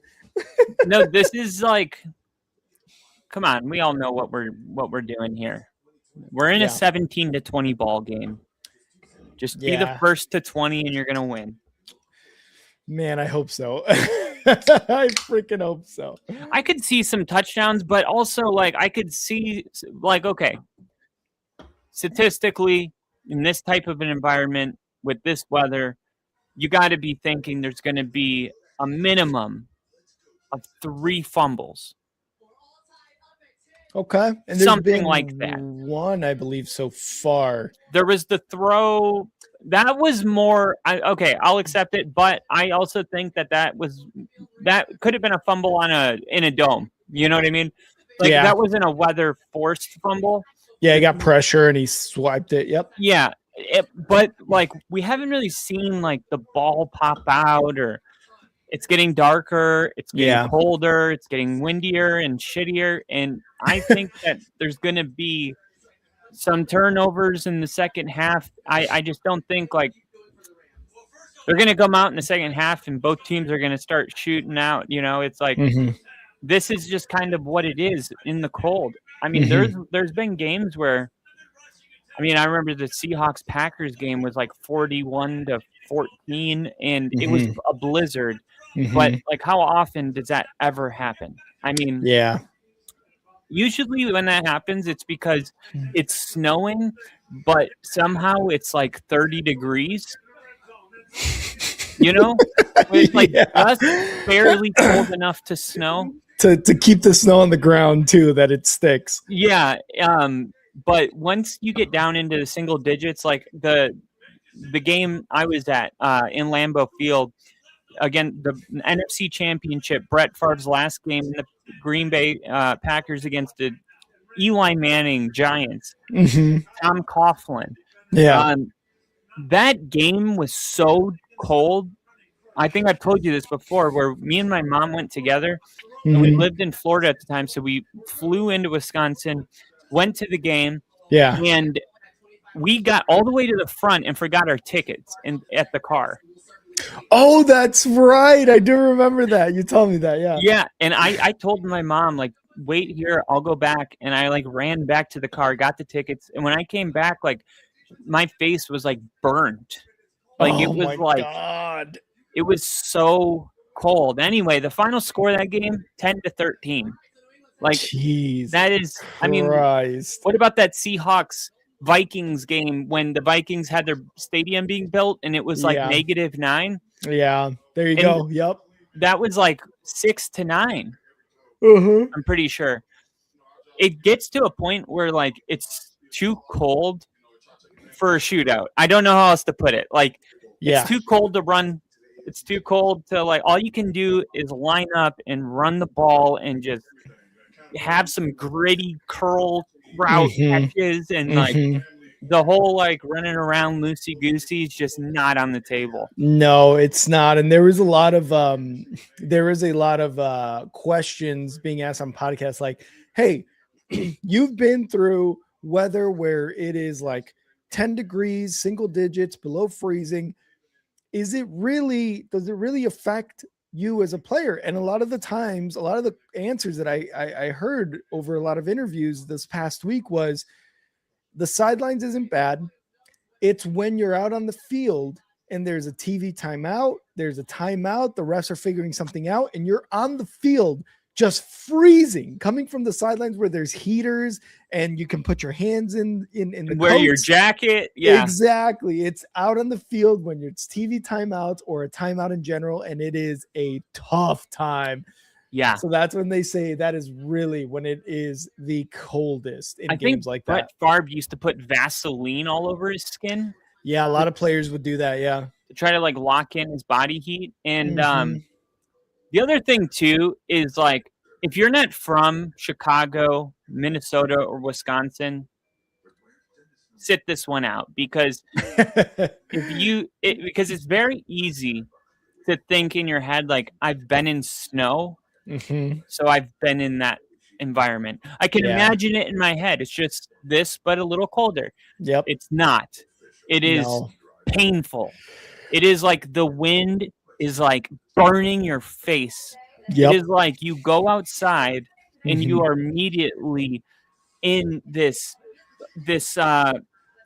torture chamber of like, what the hell did I do to you? Yeah. You know, like it is brutal. It's unforgiving. It's violent. That's the word. It's violent. It's violently cold. I've been in violently hot, and I've gone out and gone, Jesus, God, the sun. What have I done to you? Like, this is violent, isn't it? Yeah. When we were in SIG in the summer, I remember it was like 110 degrees, and I would come out and be like, and I lived in Miami. You know what I mean? Like this was like real, like deserty, hot. Yeah. And it's like, whether it's really hot or really cold, people can like make their pick of what they prefer. But ultimately, like, they both hurt just differently. Like, they both hurt very badly. I think cold is definitely worse. Like, you don't have to deal with the heat, you know, strokes and all of that stuff. Yep. But your body's, like, at least loose. You can always, like... bundle up. Yeah, you can... Well, that's what I think people say cold's better because you can always add layers, but you can't take layers off. Yeah, but when it gets to a certain point of cold, you can't put on like a bunch of layers and play football. like you can only put on True. so many layers, and Yep. then you're like messing with your mobility as an Yeah. athlete. So like that's the thing. Like, yeah, you and I can put on a bunch of layers. They can't. Yep. Like, Exactly. I was gonna Yeah. say when you were talking about that Sicily hot sun, my wife and I went to the Dominican Republic, and I got so sunburnt that it literally hurt to be out in the sun. And that's just a type of pain where you're like, I can't even go outside. I have to stay inside until this gets better, or add some what's that thing that you add to burns? The like aloe vera. Aloe vera, yes. You have to add that. You have to put on sunscreen if you're outside. You can't enjoy the beautiful sun and the beautiful weather when you're in a situation like that. With the cold, you can, like you said, you can put on a ton of layers. And it reminds me of the polar vortex that Chicago had in around 2015, 2014-ish, where I remember taking the train into downtown where I was working at the time a few days a week, and just knowing it's just one of those things where you live in the Midwest where you're like, okay, got to put on a shirt, an undershirt, a shirt, a sweater, a jacket, a scarf, a hat, the earmuffs, gloves. Yep. Multiple gloves. You got the thin ones, and then you put on another one, and then the bigger ones if you need to. And then you put on, more than likely, you're putting on 2 pairs of socks. You're putting on long johns, underwear, and then the pants you're wearing. Yeah. And then guess what? I got off the train. I walked the few blocks that it took to get to my job. Did it suck? Yes. Did I do it? Yeah, because that's what we're used to. You know what I mean? So there's no other options. And that's what I told my sister when she moved to Wisconsin. I was like, it's like, they don't mess around. Like, that's like blue collar people. Like, you can't call out because your tummy hurts. Like, she would call out, a lot. And I'm like, we all told her, like, they don't mess around. Like, these are people that wake up early to scrape their freaking windshield and shovel their snow, warm their car up. Yep. Like, you can't have tummy aches and stuff there. And like, it is a big difference between, like, the people. Builds really tough people, I think. But like the the other thing is, like, when I was at the Packers Vikings game 3 years ago, it was like week 18. It was in the negatives as well. And I felt like my whole body was good, but my toes, I could not for the life of me do anything about it. Like, they felt like they were literally frozen. And yes, I was in cowboy boots because that's all my uncle had. And I didn't plan accordingly, but I still had, like, you name it, 4 pair of socks, those heat warmer things crammed down in there. All they did was make me cold and itchy. Like, it was so bad that I was like, people were going to the bathroom just to, like, warm up. Like, because Lambeau Field, like, it's all concrete. You sit in concrete. Like, oh my god, so cold. May as well get a fucking ice burn on your ass with that shit. Unless you bring your own, like, cushion thing, you know what I'm talking about? Yeah, most people do. There was this thing. Yes, there you go. That's exactly what you need if you're going to one of these older stadiums like Lambeau. My brother went to a Bears game middle or late December one year. He said it was so cold. He went to one of the like little shops or whatever to get a hot chocolate. By the time he got back to his seat, the hot chocolate was frozen over as the Rams are taking this kick to about the 26-yard line. A hot chocolate from the concession stand to the seat froze. Oh, I know. It happened. They had to stop serving all beverages. Yeah, at the Packers games, 2 of the 3 I've gone to. Because I'm not going to a Packers game unless it's late December or January. That's just part of the deal. But Ginger's right. You go ahead and do that. It's so much harder when you're just sitting there versus like the players get to move around, and that makes a big difference. Like, standing there for 3.5 hours, and I was jumping the whole game. just to stay And warm. about a 7-yard run there by Kyron Williams on 1st and 10. So looking at a 2nd and 3 coming up. But yeah, man, it's a different type of cold in the Midwest and the Northeast. I'm sure like your New Yorks, your Bostons, things like that. Because Kyle and I have also experienced cold in the Northeast when we were in the Navy. So we know cold, and that was in September. So that's insane. 2nd and 3. Stafford. Oh yeah, forgot about that. Hands it off, and it's a 1st down run by Williams there. That whole weekend's kind of a blur. Yeah, you're telling me, dude. 1st down Rams after that 1st down run by Kyron Williams at around the 37-yard line. Isn't that the weirdest shit we've ever done? Yeah, I would agree. I've done some weird shit. 1st and 10 at the 40-yard line, 39-yard line. Stafford under center. One running back, motions right side. It's going to be an end around handoff to a tight end. Loss of downs. Jaquan Brisker on the tackle for loss, baby. 2nd and 11. Jaquan Brisker agreed terms to trade to the Denver Broncos. Hey, chill. Woof. He has had, this is his first playoffs, and man, Jaquan Brisker has had a very good playoff for his first postseason. That was really good. This is going to be a really fun offseason, by the way. 2nd and 10. Oh, not 2nd and 11. I thought that was a loss.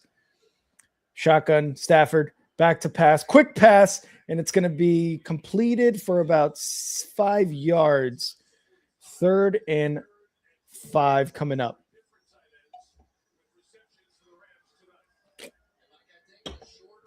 Oh, come on. Stafford's ball placement is just perfect. Yeah, dude, it really is. I'm going to miss him when he retires. Yeah. He's one of those guys. I think he's definitely going to be a Hall of Famer. 3rd and 4. Oh, shotgun. Yeah. Stafford making adjustments at the line. Motions right side. Mumford takes the snap. Quick throw. Incomplete. Yes, baby. Yes. If Aaron Rodgers is a Hall of Famer, Matthew Stafford has to be, in my opinion. I think if you're a franchise quarterback for 15 years and you win a Super Bowl and go to the playoffs 70% of the time, you're a Hall of Famer. Yeah. That includes Brett Favre, Aaron Rodgers, Drew Brees, Matthew Stafford, all of these guys. I'm not talking about Nick Foles, he's in his own Hall of Fame, But it's not about winning one, it's about longevity. Oh, it goes into the end zone, I believe, for a touchback. Wow. Yeah, and that's weird because a lot of times the snow will actually stop the ball immediately, but they just blew the field at halftime. Hold on. I think it went out of bounds at the 4-yard line. Yeah, it looked like it. Oh, no. God damn it. I don't know. I want to replay on this.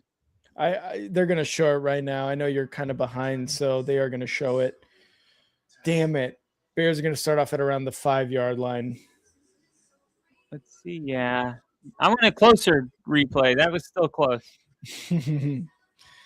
It did bounce back right. That's why it was confusing because I thought it went out. And then I saw where the ball ended up, and I'm like, that's impossible because it ended up in the end zone. So how could it have gone out? But it was out of bounds and then came back right somehow. Yeah. God damn it. Good punt. Good punt by the Rams there. Dude, punters, I'm telling you, like the Buffalo game, we don't win that game if our punter doesn't pull out that punt out of his ass late in that game. Yeah, that was a very good punt. And unfortunately, that holding call in the end zone on DJ Jones that we were talking about, that would have ended the game in a safety. Yep. The Gene guy. Spiritor. He came out and said that should have been called safety. The game should have been the first playoff game to end in a safety. Also the first overtime game to end in a safety. And more importantly, we would have Bo Nix. I was gonna say that next drive would have never happened. Bo Nix doesn't break his ankle, unfortunately. I But can't believe he threw that ball to Marvin Mims with a broken ankle. Like, I still don't. I guess that's what was so weird for me was like, Mhm. I'm watching the game and then I'm watching his post game press conference and like, I'm like, broke his ankle. I'm like, okay, when? Yeah. When? On his kneel down? Because I watched him play a whole game and there was no signs. And then I was going to say, was there a time where we saw in that overtime where we saw Bo limping and we're like, oh, he's kind of shaking it off? Because I feel like we did, but maybe we just kind of skimmed over it. I think it might have been different players because there was a lot of players that we were doing that with because they were. Yeah. But like it was the play before he threw the big one to Marvin Mims that got PI. And I don't know if you remember, he snapped the ball and he ran to his left, but there was nothing there. It was a designed run. Mm-hmm. And then he just kind of slid down, and it was a little awkward, the slide down. Yeah. It was like designed, like he snapped the ball and immediately started running to the left. Caleb in the shotgun, 1st and 10, takes a snap, going to hand it off, and it's going to be, looks like DJ Moore, or not DJ Moore, sorry, DeAndre Swift for about 3 yards there on 1st down. But yeah, that sounds familiar. There was quite a bit of like either injuries or like people getting kind of hurt, sprains in that game. Richard, hope you win. Thank you, Richard. Hell of a game. It was week. The second of last play, third if you include the kneel down. So yeah, it just sucks. Shotgun trips left for Caleb. Motions to the right side. Rome takes a snap, looking to pass. Quick throw. Oh my God, what a catch by DJ. Looks like it might be a 1st down depending on the spot here, but wow, what a catch. One armed catch. Oh my, how did he bring that in? Dude, did you say Kayshon Boudy's catch? No, I didn't. Was it a good one for the touchdown? Wow. You want to see? Holy crap. 3rd and 1. One back, takes a snap. Caleb is going to get the first, it looks like. We'll see if that second effort got him enough for the 1st down. And 1st down, Chicago, they're saying. Let's go. Good job. Good job. Yeah. 1st down. Are they calling the play right now? It looks like the second effort got him the 1st down. Yes. This was the catch. Oh my God. He caught that. Wow. That was a touchdown, about a 40-yard touchdown. Impressive. Under center, Caleb motions. 2 tight end set, 2 wide receivers, 1 running back. Caleb under center. Takes a snap, fakes the handoff, looking to pass in the pocket, throws deep left side, wide open and incomplete. It's going to be for DJ. He caught it, but he got hit out of bounds. Oh, damn it. That was such a good throw.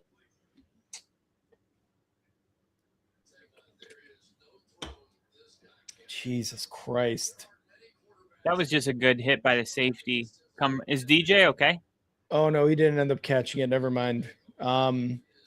He was down for just a second, came back up, but I don't think he is in on this play. It looks like Luther Burden comes in for DJ Moore.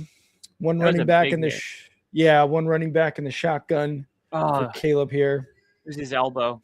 Snap. Gonna be a toss. DeAndre Swift, right side, cuts back inside, and there you go. 7-8 yards there on the cutback. Good decision by Swift there.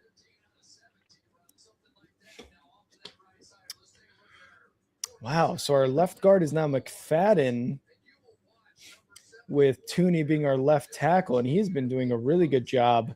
I was a little bit worried about that left tackle situation with Tooney, I will say, but Tooney is just a very, very good lineman in general, where he can move around and still be effective. 3rd and 2. You guys got him from the Chiefs, right? We did, yeah. Shotgun, Caleb Williams. 1 running back takes a snap, hands it off. DeAndre Swift going to take it to the outside for a 1st down and more. to about the 29-yard line for a first down, baby. Let's go. Let's go. Let's take some time off this clock, get a score. Let's go, baby. Come on.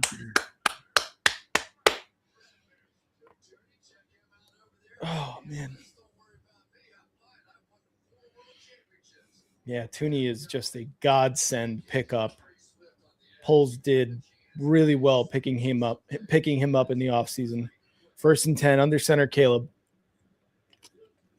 Snap, hands it off. DeAndre Swift, right side, cuts back in, and he's going to get about 5 or 4 yards in that first down run.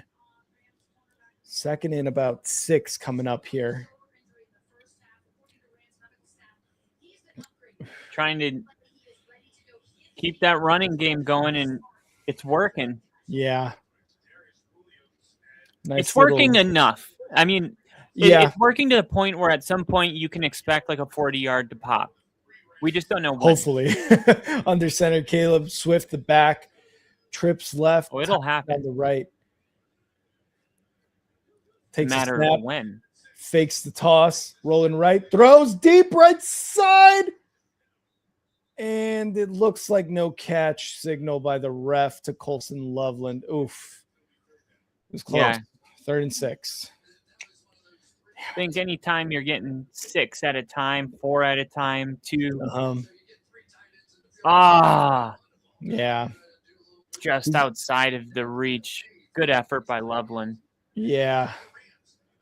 He throws that inside a little bit more, and that's a catch. 3rd and 6. Someone running him down at the same time. Bird in motion to the left side. Caleb in the shotgun. Makes a quick change. Takes a snap. Looking in the pocket. Throws right side. Incomplete by Rome. Just drops it. That's a second drop. That second and 6. That's a really hard throw for Caleb to get it to the tight end. Yeah. I've seen Nix do it where he rolls out and he sees like, oh, I'm not going to be able to roll out, and he just stops and throws it. Mm-hmm. But Caleb, he continues the rollout. He just takes it a little steeper to buy him some time. Yeah. Makes that throw a little more difficult, which he knows he can make it, but he just didn't that time. Yeah. Here's the punt by Torrey Taylor. And it's going to be fair caught at the 23-yard line. Torrey, you got to be better than that, man. You've got to pump much better than that. Come on. All right. Punters in this postseason. Is it just us? I don't know, man. I feel like it is because that last Rams punt, they got us that. I mean, our guy, I'm not going to lie. He might have won us the game. So I don't want to put too much shade on him. Yeah. But he's been bad more than he's been good. But he's a rookie. And okay. When we drafted him, we knew that he was like, dude, this guy's raw talent. Like this guy can boot it 70 yards. But at the same time, he's an international guy that didn't really grow up playing football, and he went to University of Florida and was the best kicker in the nation. But really honing in your craft as a punter, like the little details about dropping it this direction, all these little minute things that you wouldn't know unless you're a professional, punter. Yeah. What goes into it? It seems like you just, what's the big deal? Just kick the ball. Like, yep. It's so much that goes into it because I know our kicker has a 70-yard leg. So, like, it's obvious when he's kicking 50, 45-yard nets that something's not clicking, and it's harder than it is when you're got nobody chasing you and you can just punt it. Exactly. But it's a growing process. Like, you got to ride out the storm and hope in 2-3 years he's the best. Yeah, and honestly, even with punters, like, because the guy we had before Torrey Taylor, who's our punter now, I think we had given him like 3 years, and it just wasn't working out. Like, he was not good. And with Torrey Taylor, he was the best punter coming out of college last, I think because he was drafted the same way as Caleb was. So he was the best punter coming out of college last year. And he was from Iowa.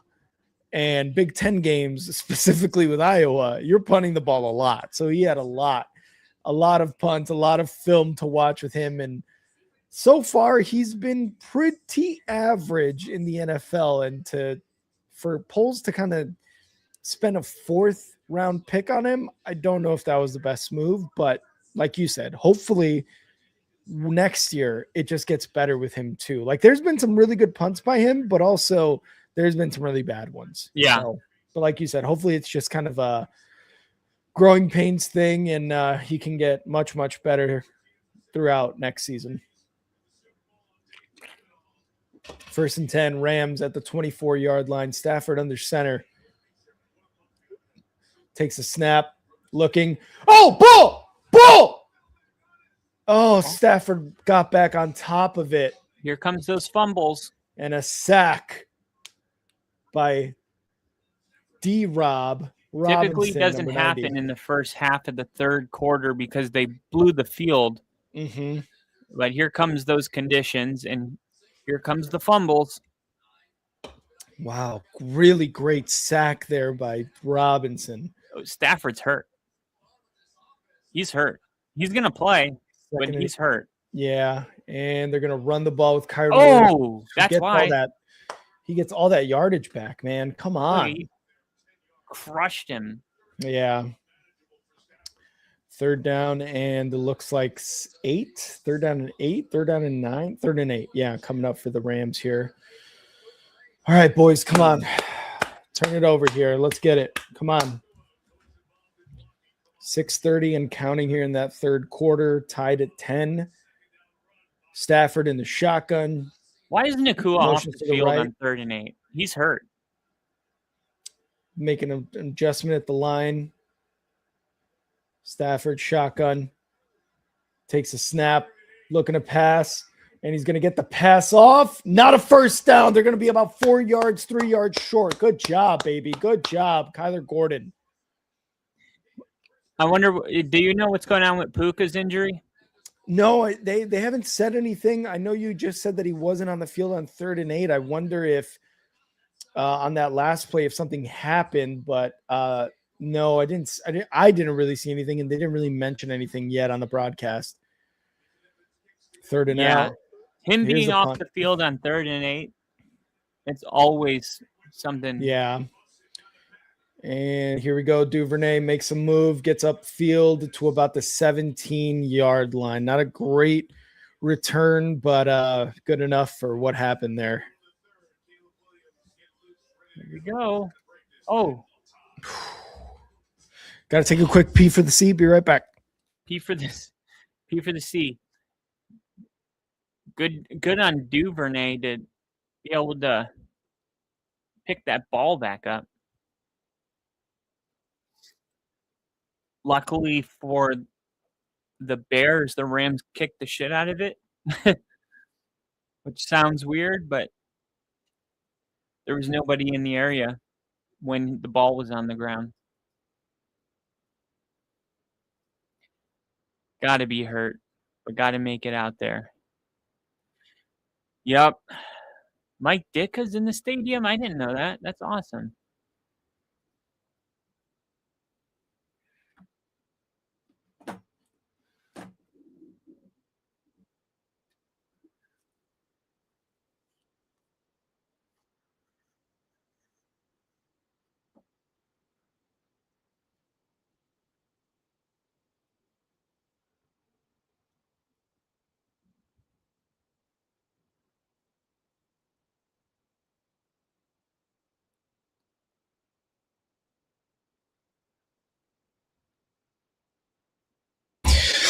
Got to say real quickly, a lot of credit to the defense of the Bears right now. That was, I think all Bears fans would agree with this. The biggest worry against the Rams and this offense was our defense and how susceptible they are to, big plays, chunk plays. And so far, they have limited it through that first half, which is generally the Bears' worst half of football.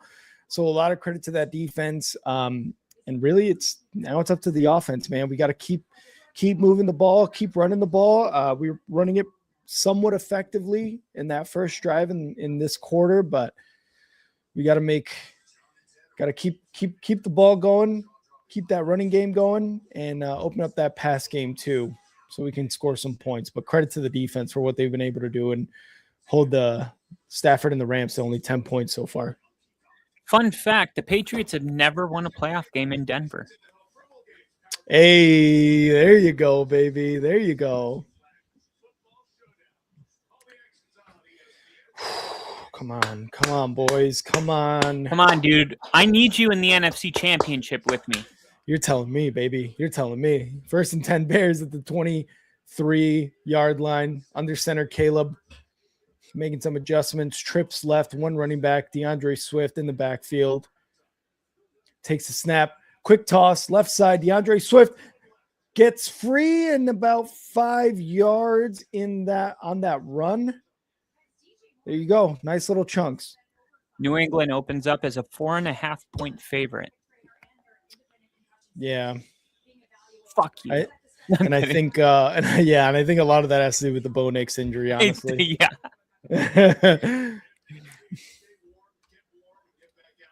All right, 2nd and 6 here.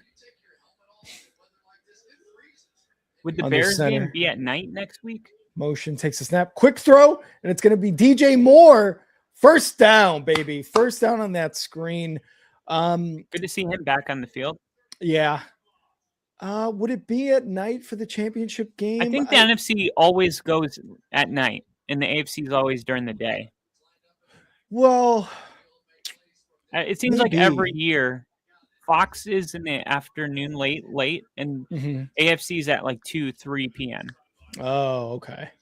I mean, yeah, I guess we'll see. I don't know if they have a schedule out yet. Caleb shotgun, trips left, motions to the right side, takes a snap, fakes the handoff, looking, rolling right, looking to throw, looking, stops, throws, incomplete, and tried to force it in there to somebody and kind of did a quick little like side throw, but nothing there, incomplete.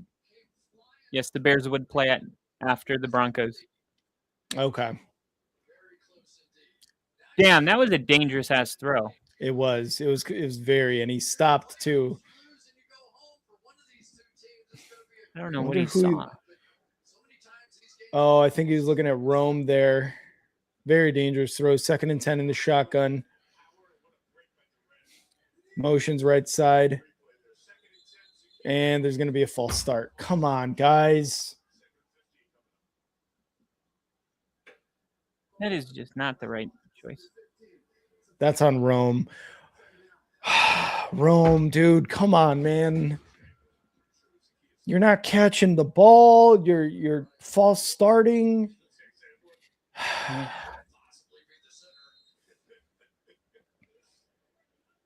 Hey, for what it's worth, haven't seen a ton of those tonight.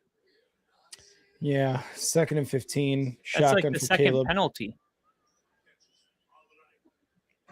Caleb takes a snap. Looking, throws deep right. Intercepted.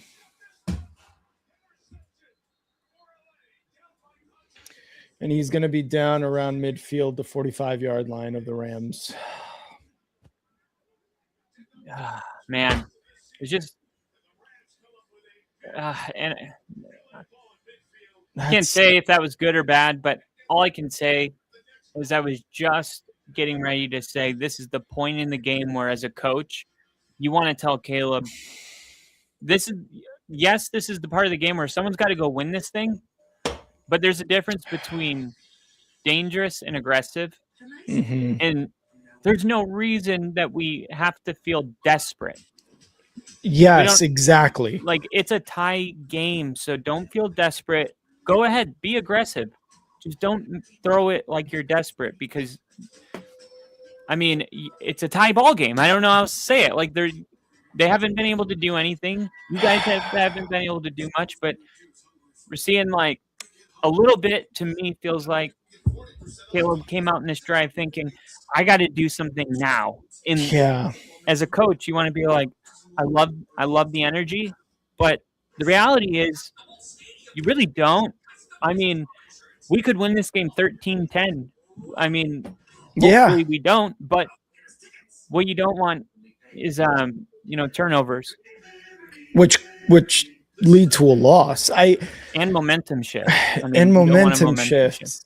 and especially at home. Like, why haven't we run the ball on second down in this drive at least? Like, why didn't we run the ball there on 2nd and 15? I know it's a long second down. You got 15 yards, and so you get the first, but that first run with DeAndre Swift was pretty effective. It got you 4 yards. Like, and the Rams run defense has been pretty good so far, but like, come on, man. Like you said, this is not the time to play as if you're desperate. We're not down 17-10 with 4 minutes left in the fourth quarter. We're still at 5 minutes in the third. It's tied. The Rams haven't been able to do too much, and neither of the Bears on offense, but let's get a rhythm going here with the run game a little bit more, man. Oh my God.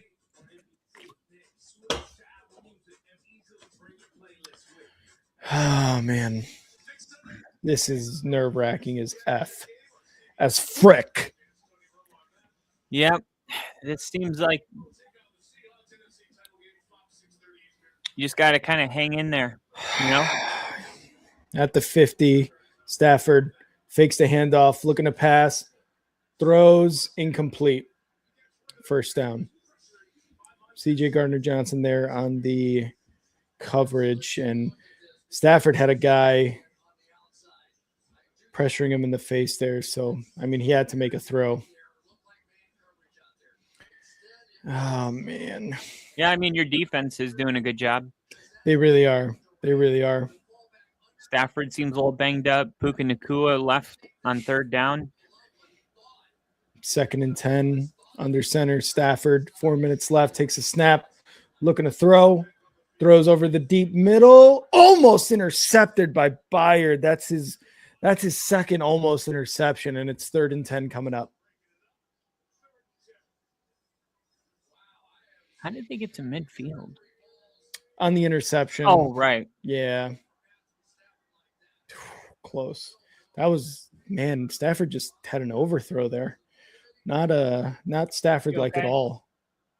3rd and 10. How is he? He's being Stafford shotgun, trips right. Some adjustments, both offense and defense. Stafford takes a snap, looking to throw, throws deep right, incomplete. Punt. Kyler Gordon, baby. Good job. Defense. Good job. Let's go, baby. Good job. Good coverage on Puka. Puka is back in the game, Kyle. Yep. Great job by Kyler Gordon. Nice. It's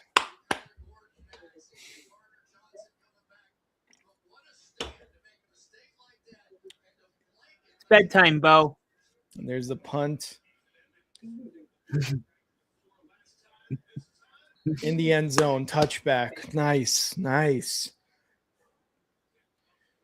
All right, Bears, let's go, baby. Come on, let's go. Let's make something happen on this drive. Let's run the ball. Let's get some chunk yardage. Let's go.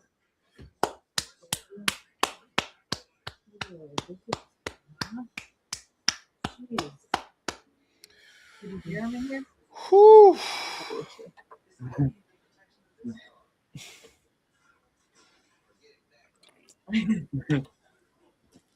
Like, this room's crazy.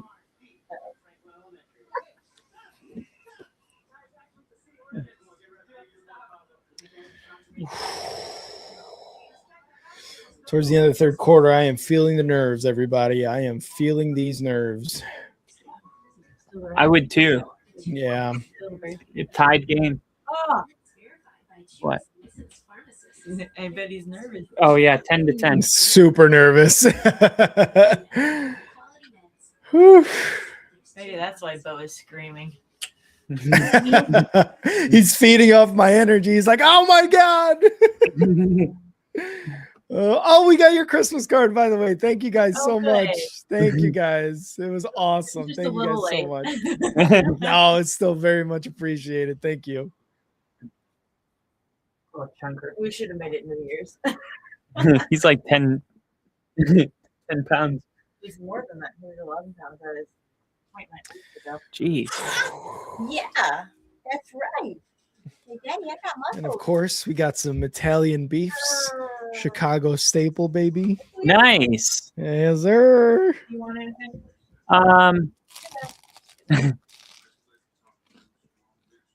If you want, whatever you think.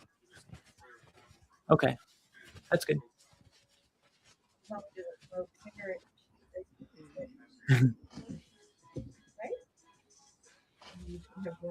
You want a cigarette? Just kidding. Yeah, I'll take one.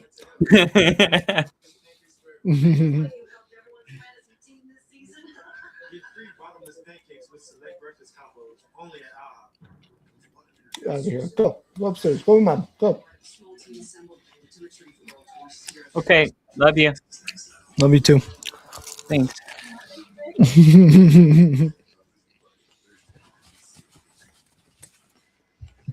All right, here we go, baby. Let's go. I don't know if we're gonna get any points until the game-winning field goal. Oh my God, that'll be that. Talk about nerve-wracking. Maybe you'll go into overtime, like me. 20, fakes the handoff, quick throw, Burden makes a move, gets back to the line of scrimmage. He's just too many Rams there on that play. Hey Ben, can we run the ball, please? He's like, no. Honestly, dude. Throw it. Yeah. Snowing and it's windy.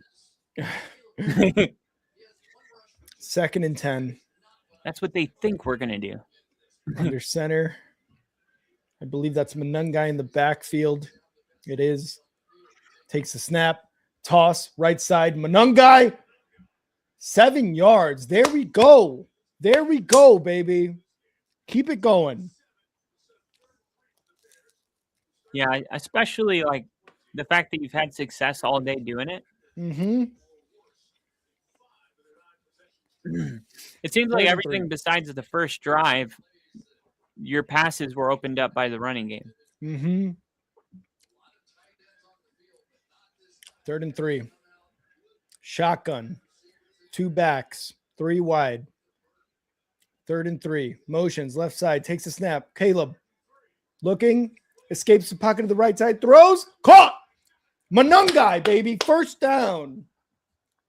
It's so funny that they cover their mouth when they call plays. Like, let's assume the technology's there to get the information, relay it to a personnel, and then give it to a player.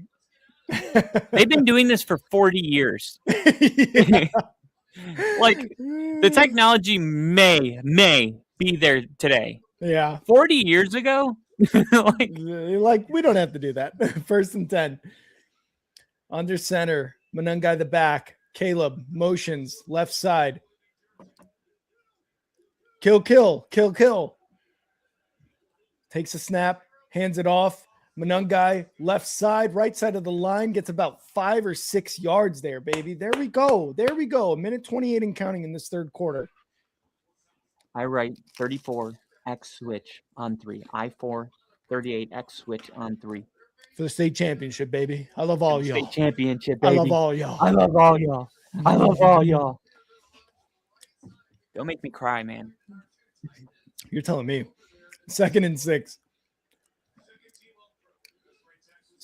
Caleb Williams fakes the handoff, rolling left, looking, gonna take it himself. He may have had that 1st down. We'll see where they spot it. He's very, very close. And it looks like a 1st down. Nope, it's going to be a little bit short. Little short. Yeah, he's going to be about a yard short. Yeah, my high school won state every year. All right, so then. We had this guy, I don't know if you've heard of him, Tim Tebow. He was pretty good. No, never heard of him. Surprisingly, no. He's an all right high school athlete. Yeah, he was just a okay college. Under center, Caleb, 3rd and 1. Motions, takes a snap, hands it off Monungai. Left side, oh my God, gets stuffed, and they're going to lose yardage there.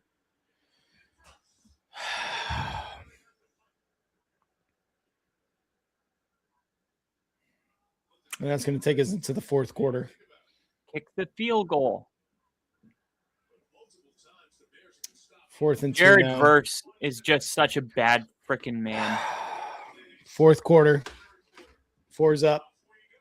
4's up, baby. Fourth quarter, 10-10 I remember tie. I was so nervous yesterday that when you said 4's up, I didn't want to.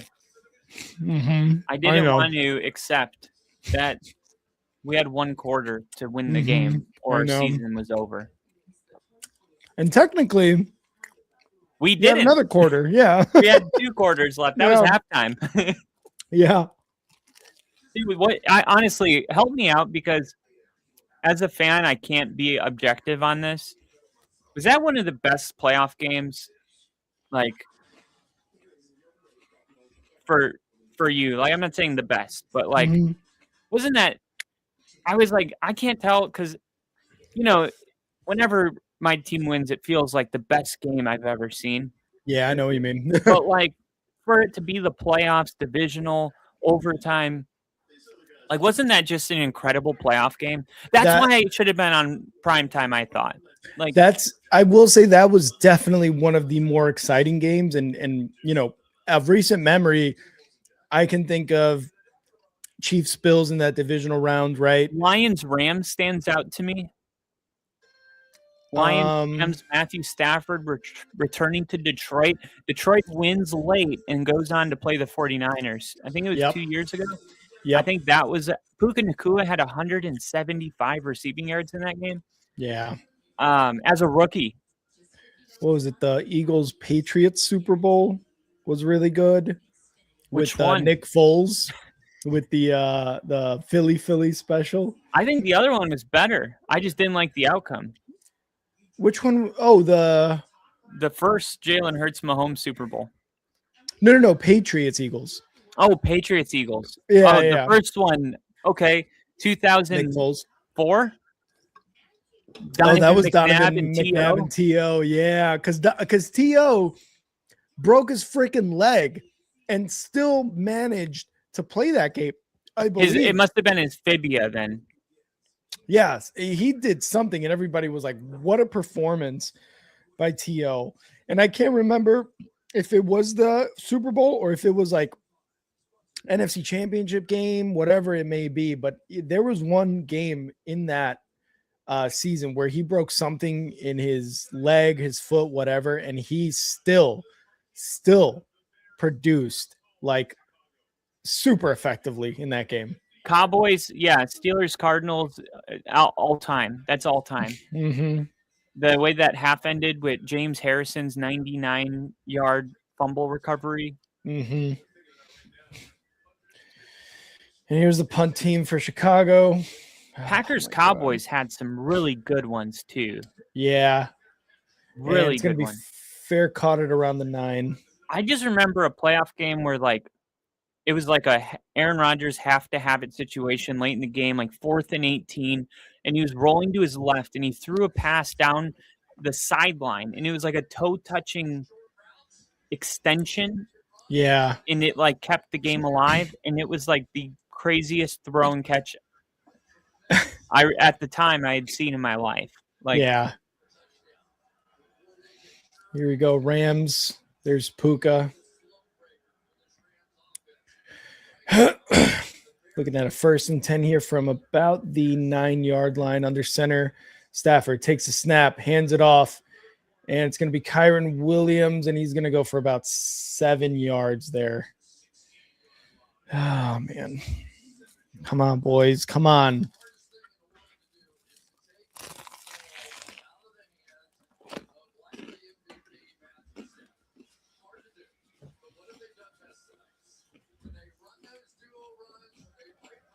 Second and 3.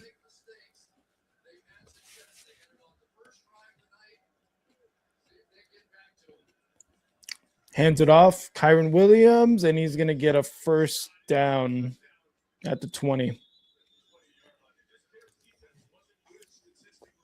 God damn it.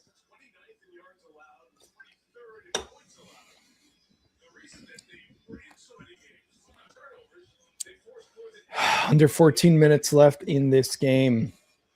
1st and 10.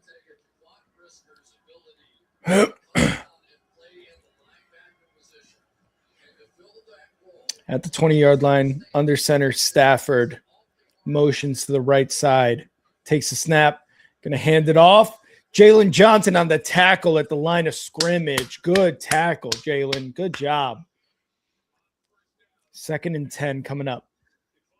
Yeah, I found it. It was 31-31. Damn. Just inside the red zone. Stafford shotgun, takes a snap, looking to pass. Quick pass right side, and it's caught for first down and much, much more. This is when you need a takeaway. The leading defense in the NFL. At the Bears' 45-yard line. Tyreek Stevenson, where are you at? Yeah, honestly. Brisker, where are you at? Oh, man.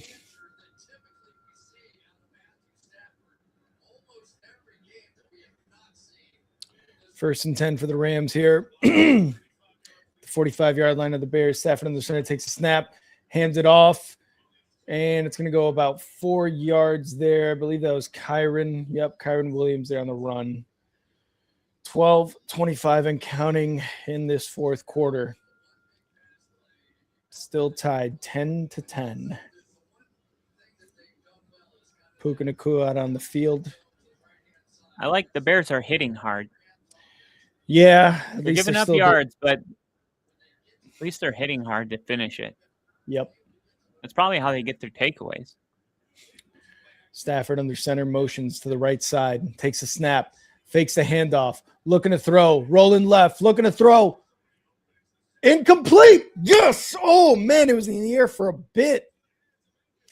Whoo, DeMarco Jackson. Good job on the coverage and able to bat the pass away. 3rd and 6 upcoming for the Rams here. Still in Bears territory at around the 41-yard line. I know, dude. I know. Man, I felt it.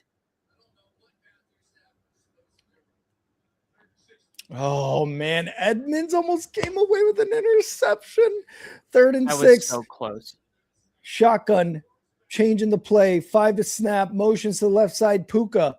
Stafford takes a snap. Looking to pass. Throws over the middle. Caught. And it's going to be Puka Nacua with that first down catch. God damn it.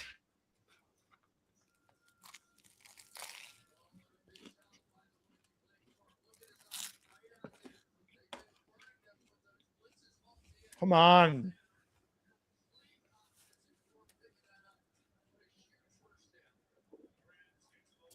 Stafford snap, shotgun, looking, throwing deep right side, incomplete. 2nd and 10. 11:18 left. Oh my God.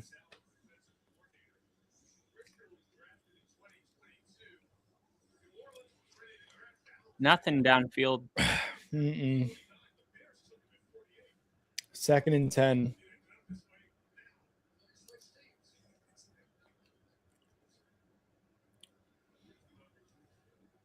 Stafford in the shotgun, 1 running back, motions to the right side, 4 receivers, takes a snap, looking to throw, throws over the middle left side, caught. No, Bears ball. Tyreek.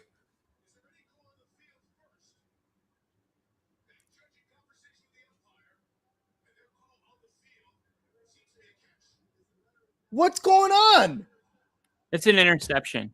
They're calling it a catch on the field. Devontae Adams got hurt too. Yeah, he's down.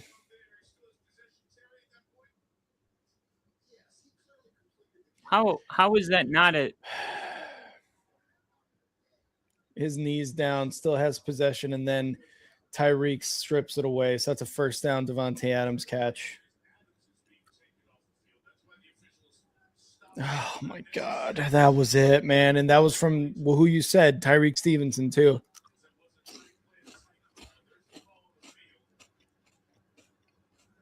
Devontae Adams on the sideline Okay. now. Collinsworth trying. I get how from the outside looking in, it looks similar to the Broncos play, but the difference was the Buffalo Bills. I guess per the rule, he had to maintain the catch through the ground because he didn't establish the catch before going down. And I guess they're saying 16. Devontae Adams had possession before his knee went down. Yeah. Stafford under center. So hard to figure it out these days. Like, Takes a snap, looking. It's going to hand it off. Kyron Williams gets about 5 yards there on that run. Oh, man. That seemed was like an interception. I was hoping so.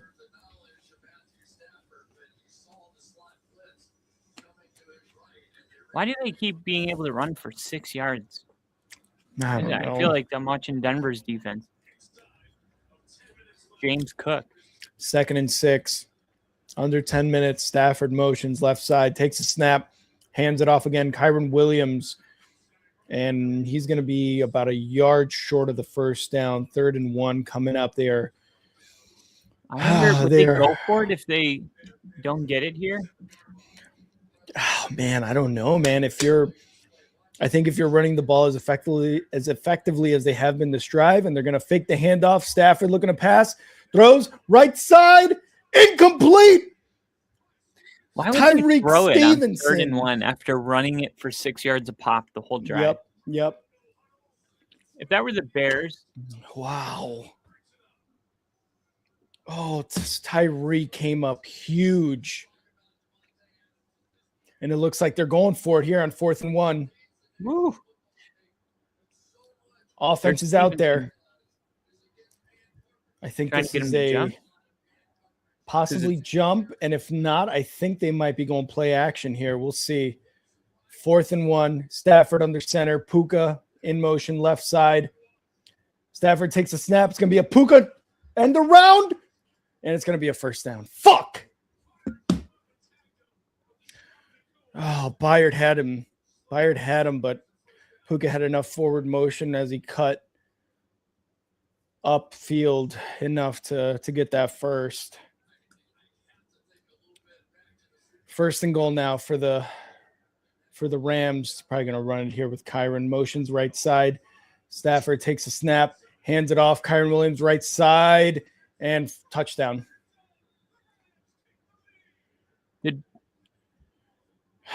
Kyron Williams touchdown.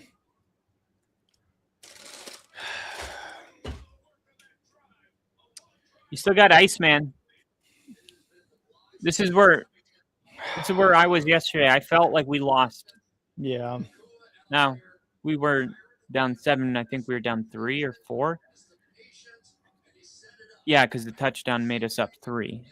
So, but it's uncomfortable. But you know your team can do it. They've done it all year. And the extra point is good. Yeah, that was just the Bears. I don't know what's going on here, man. The Bears offense has been extremely stale. And while the defense has been able to hold, this is what you as an offense should have been trying to do this entire time, is score before the defense eventually let up a score here. This is the conservative football play that I absolutely despise from offense. And it just reminds me of like the Eberflus stuff, man. We have something going with the run game. We get something going, and then it's just these plays that don't end up getting any yards. And look, Caleb threw that interception. Should have never happened. That was, oh God, I don't know. It was 2nd and 15, man. Run the damn ball. But yeah, this is the type of scared football that I absolutely hate that they play. Yeah, it's a terrible feeling. 17-10 Rams right now. Over. Oh, I have 32 comments. And I was done. So Oh my God. There's not acknowledgement. Oh my God. We got to get this running game, man. I don't know if I want to score fast here or if I want to take some time off the clock with some runs. Oh God. It's just would he go for 2, do you think, if he scored? I think Ben would, but it also depends on, I don't know, because I think the pass defense for the Rams hasn't been great.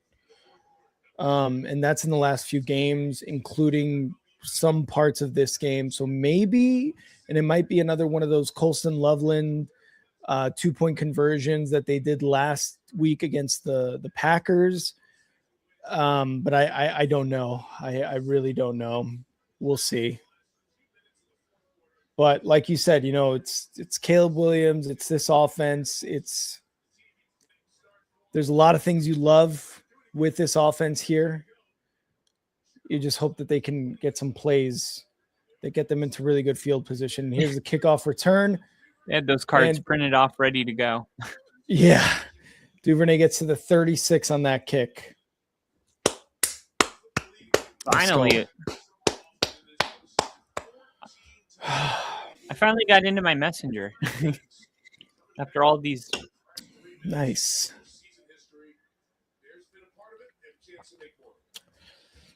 Caleb Williams, here we go.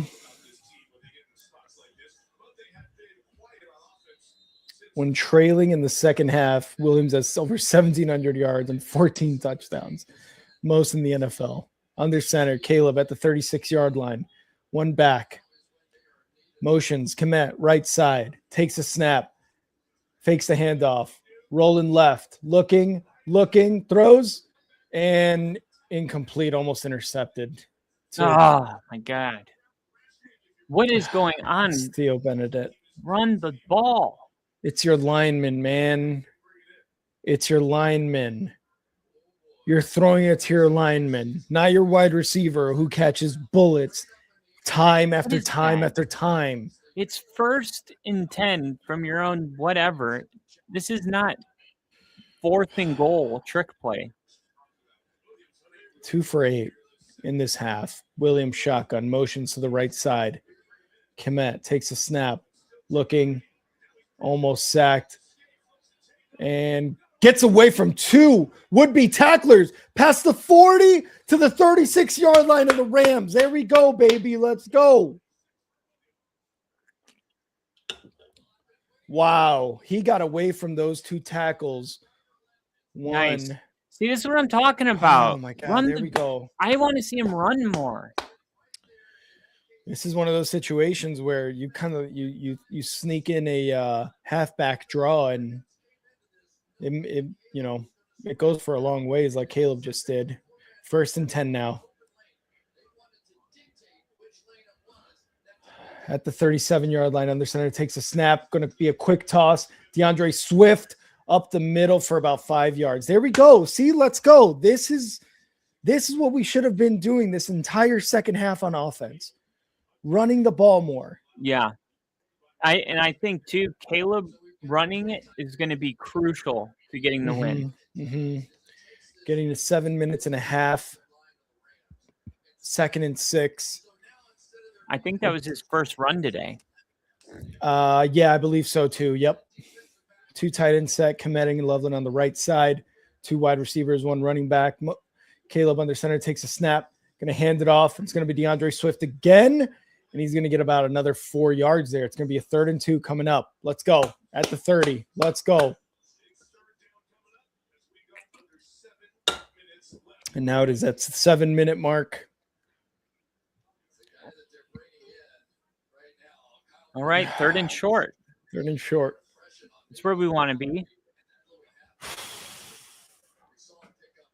I like that there's still enough time where if it doesn't go on this drive, you're getting the ball again. Yeah.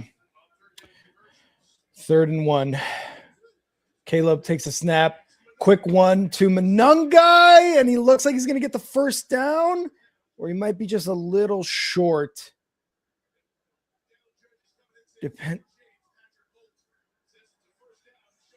First down. Let's go. Woo! Monungai, are they gonna tough run. official spot this? We'll see. Sean Hockley, I believe, is the head ref, and I believe the broadcast just said that he was the one that called the first down. All right. 1st and 10, shotgun, Caleb. Motion, left side, takes a snap. Going to be a fake end around, Caleb. Throw going left, throws, caught. No, incomplete. God damn it, Colston. Why are we still running the ball at first down, Ben? Oh, 5:48 left.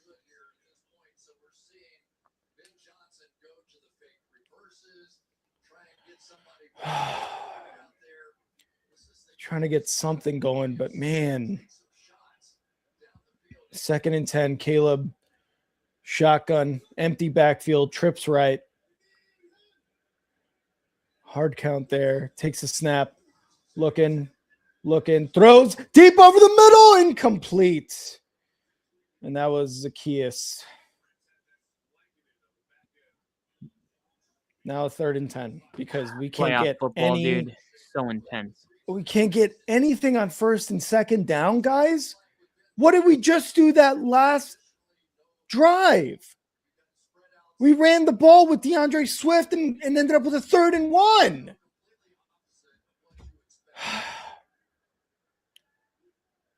Oh, my God. And the shotgun trips right, takes a snap. Caleb in the pocket, looking, throws deep right side. Caught. First down, Rome. Let's go at the 11. Here we go. Run, and there's a flag. If a player goes down with like an injury, roughing the passer on the defense. Let's that's gonna go. put it on the 6 or the 5. If a player goes down with an injury at this point, you don't get charged a timeout.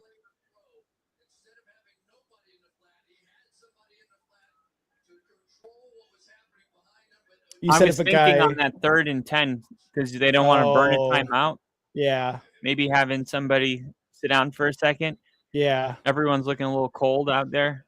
Warm them up, put that jacket on, TV timeout, call a good play. 1st and goal now at the 5, like you said, Kyle. Under center. Trips left. Takes a snap. Quick toss. Left side. DeAndre Swift cuts it up. And he's going to get about 2 or 3 yards on that toss play. So 2nd and goal upcoming with about 2.5 yards to go. 5 minutes left. I like that they're running it down here. I don't know why he gets away from the 1st, 2nd down runs. I don't know either, man. I assume he's just trying to get some. I think he's just trying to think like they're expecting us to run, so we're going to pass. Exactly, like some sort of trickery, mind games, things like that. I don't know. So here we go. 2nd and goal, under center. Got 2 tight ends, 3 tight ends on the left side. Motions. Smythe to the right side, takes a snap, hands it off. It's going to be DeAndre Swift, and he's going to get down to about the 1 yard line. 3rd and goal upcoming, getting close to the 4-minute mark here. Watch the fade. 3rd and goal, 4:09, 24 seconds left Should be a on QB the play sneak. clock. They're on the 1 yard line. Yeah. And Caleb is going to be in the shotgun. DeAndre Do Swift not the pitch back. it. 4 wide.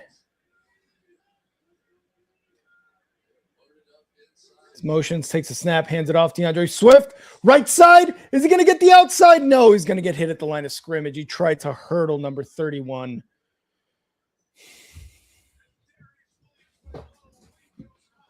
Why are they in shotgun? Why are we in shotgun? Why are we in shotgun, boys? Oh, my What the God. fuck.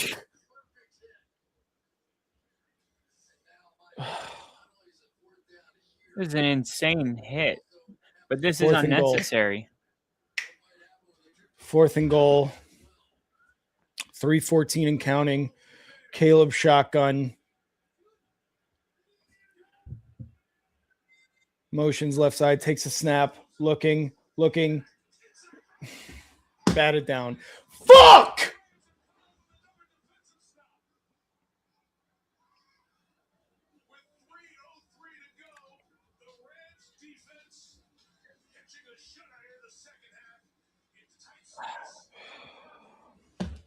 It's a linebacker there, man. There's no better play call. Every time you got under center and handed it off, you guys got 6 yards. And then you get down to the 1 yard line and you shotgun run it and then throw it. Like you can almost live with running it under center and getting stuffed twice in a row. Like gosh. Plenty of time. 3 timeouts. Bears got to get a stop. Get the ball back. And then we set it up for the touchdown and the 2-point conversion to win. God, I hate that this is delayed. It's really fucking with it. Oh, my God. Oh, Lily, I hope so. I hope it's a safety here. That would be lovely. That would be lovely. Oh, my God, dude. Oh, my God.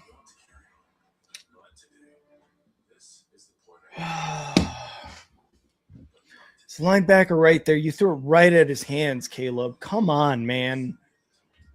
And then that interception on the last drive that got them the touchdown. That last drive is what should have been run it, 3rd and short. Let's do something to get that first down. Not fucking throw it on 1st and 2nd and 15. God fucking damn it.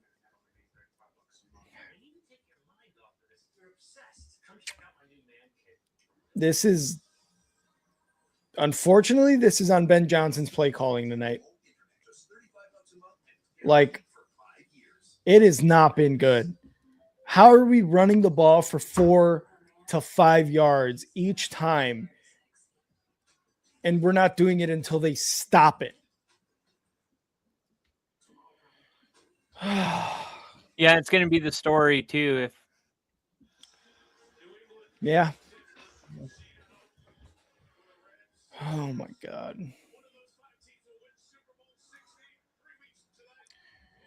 First and 10 Rams, takes a snap, and they're going to run it there for about 2 yards.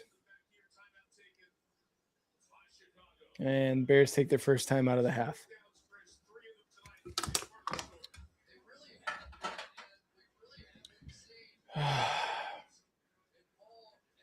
Perfect.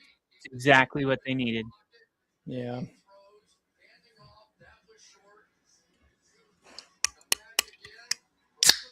Let's go. Come on, defense.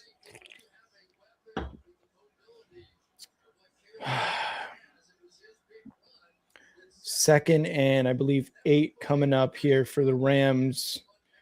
Deep in their own territory. Stafford under center. Motion, takes a snap, handoff, and you're going to let Kyron Williams get the edge on you when you fucking got the edge. First down Rams. Are you guys fucking kidding me? Get off your block, you morons.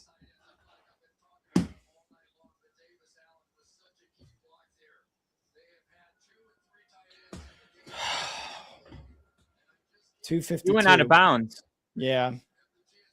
So the clock is stopped.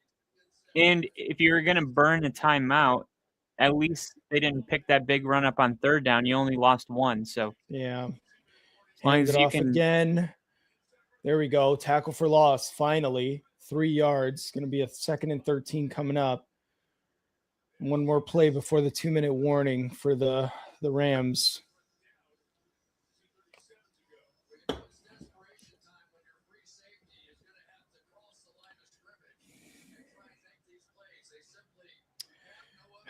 good decision by Ben Johnson to wait. Yeah. Stafford under center, 2nd and 12, motions left side. Takes a snap, going to hand it off Kyron Williams to the left side of the line, and he's going to get about 3 yards, third and long, and the Bears take their second timeout.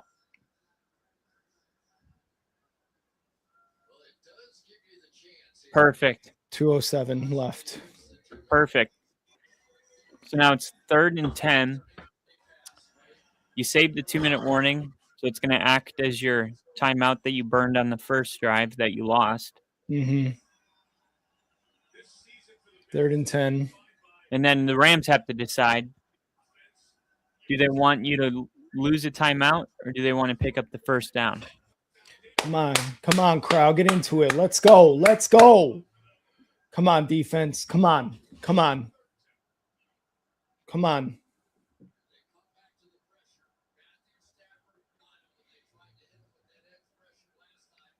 Stafford, shotgun, 3 wide, motions to the right side, 1 running back, takes a snap, going to hand it off Kyron Williams, and he gets down after a 3-yard gain. All right, there we go, baby. There we go. 2 minutes, 2-minute warning. Oh, my God.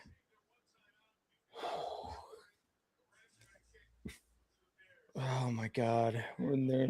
Punt coming up.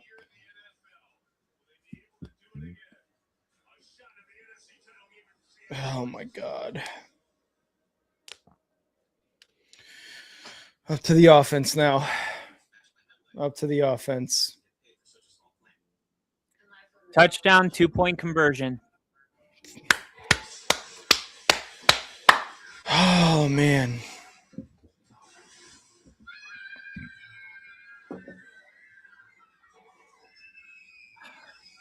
How do you feel right now? I am Terrified? nervous as F. Jesus Christ. Not fun, is it?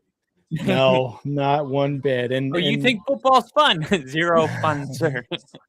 Yes, sir. I think football's fun. You think football's fun?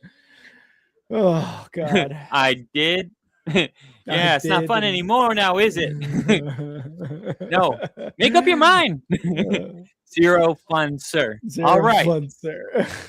My name's Coach, and I'm going to be telling you how much fun we're going to have this summer.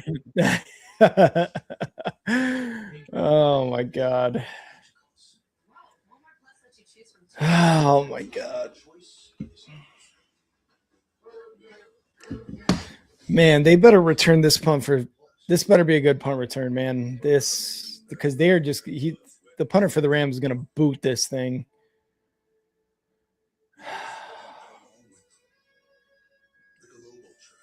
Jesus Christ, this is nerve-wracking. Why does it have to be this way? I don't know.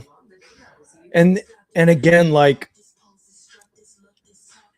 this goes back to the second quarter and the third quarter. Like, the defense was making stops, yes, but why weren't we doing the thing we were good at, running the ball on first down? Why weren't we trying to score when the defense was not giving up anything? Because you knew the Rams and Stafford and Puka and Devontae Adams and Higbee and Parkinson, like, this is an offense that can score. Yes, they'll get stopped, but they'll score eventually. And why weren't we trying to score during that time when the defense was dominant, man? Like, why weren't we doing the things that we were effective at in running the ball? Learn from Marshawn Lynch. Yeah, exactly. Like, learn from that dumb decision by Pete Carroll in the Super Bowl. Like, Jesus, guys, come on. Here we go. 4th and 7. Snap. There's the punt. And it's going to go. No way. It's going to bounce at the 49-yard line of the Bears. Oh, my God. What a net 20-yard punt.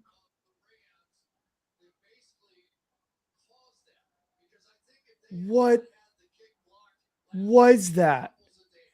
So you got a minute, 50 seconds to go 50 yards. Oh, my God. I mean, come on. You got to love that. That ball could have been booted to your freaking 20. Oh, my God. That was a very favorable punt. You just had a 30-yard throw and catch to Luther Burden on first down, basically. Shotgun, empty backfield. Caleb Williams, 1 timeout left for the Bears. 4 to snap, motions more to the right side, takes a snap, looking in the pocket, throws deep over the middle, caught! Incomplete, actually. What? Luther Was Burden. It Loveland? Luther Burden.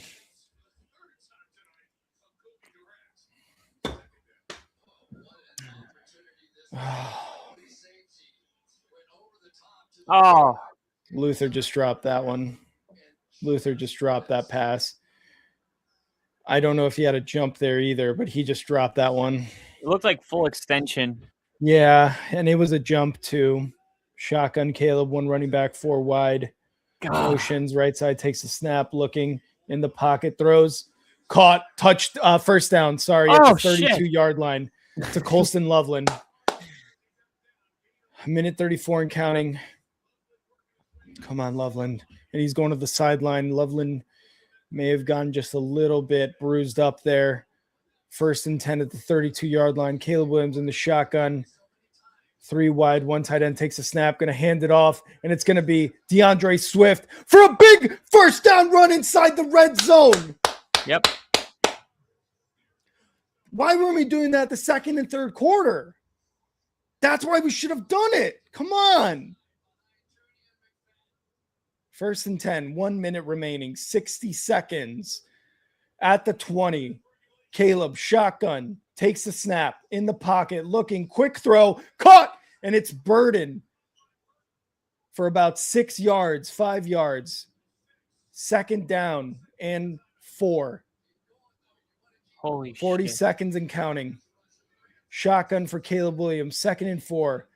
Takes a snap, looking, throws, right side. Oh, incomplete to Burden, a little too high. Luther. Holy shit, get up. Run to the ref to spot the ball. What is he walking for? Caleb's got to throw better there, man. That's a catch, and that's you're saving a timeout if he goes out of bounds for that first down, man. Come on, that's got to be a better throw. Before that Luther caught on the slant, he like stands up and he's holding the ball. Yeah. He's like, this is what I'm talking about. It's like, I don't know if it's a Bears thing, but like, take the football, run to the ref as fast as you fucking can. Where are you throwing, Caleb? Where are you throwing that ball? 4th and 4. Oh my God. Oh.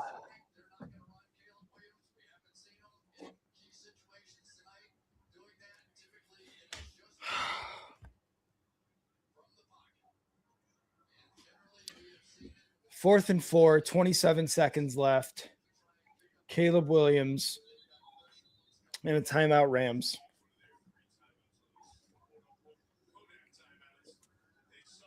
Oh my God, man.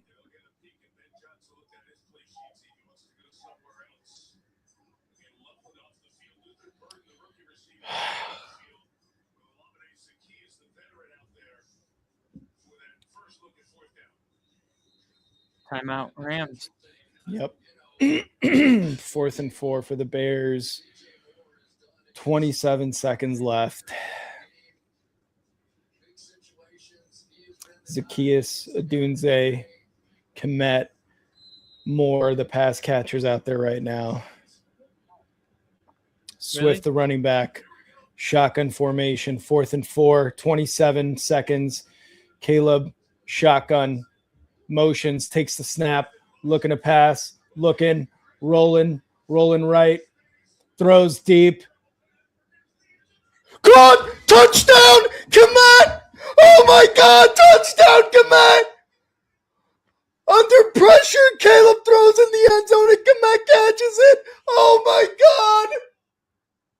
Oh my God! Touchdown! Oh my God! Oh my God! Oh my freaking God! And the offense is out there right now. Are we going for it, Ben? Oh my God! I called it. Oh, He's an going extra for two. point. No, extra point. Woo! Oh, extra point to tie it up. 18 seconds left. Snap, hold, kick. It's good. The Bears tie it. Oh my God! Oh my God! Caleb and Komet connect on that ridiculous play. Oh my freaking God. He was under pressure. He was behind the line of scrimmage like 20 yards. He was threw running it to the backward. left end. Oh my God. Throws it from the 30, from the 40 to the back corner of the end zone, and Komet catches it. Wow. How did Komet get that open? Oh my God. By the time he threw this ball, it looked like Komet was standing alone. And the Iceman comes through again. Wow. Wow. Oh my God.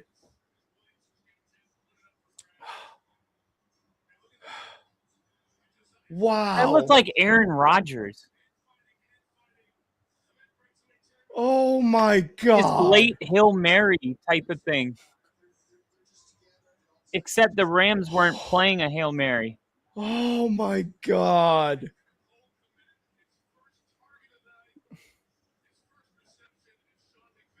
His first catch, first postseason touchdown for Cole Komet. This kickoff is fielded at the 12. And dude, I wish I could have been the one to catch that. Wow. Imagine how good that feels for Komet. Oh, and Komet's been a Bear for a long time. He has been on terrible teams. And for him to make that catch in a game in the playoffs with that much on the line, he has got to feel so good about that. Wow. There's still 13 seconds. 13 seconds. The Rams are going to have it around the 25, I believe. And it looks like the Rams are just going to kneel this down at around the 27-yard line and go into overtime. Oh, my God. Oh, my God. Do you wish he went for two for the win? No.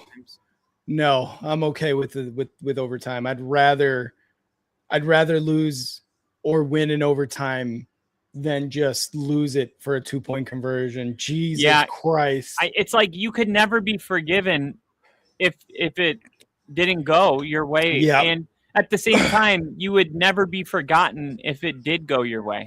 True. And you could make an argument that the Bears have already achieved enough where like a coach could make that call. Yeah. I just think it'd be so like it's like next to Sean Payton calling an onside kick to start the Super Bowl second half. Like yeah. It's like, oh my God. It would be ballsier than that. Rams are going to call the coin toss here. Look at this throw look at this last play. We have the same team. Yeah, for real. Let's see what what Stafford's going to call here. Heads. It's tails. Bears are going to kick. Rams are going to receive to start overtime.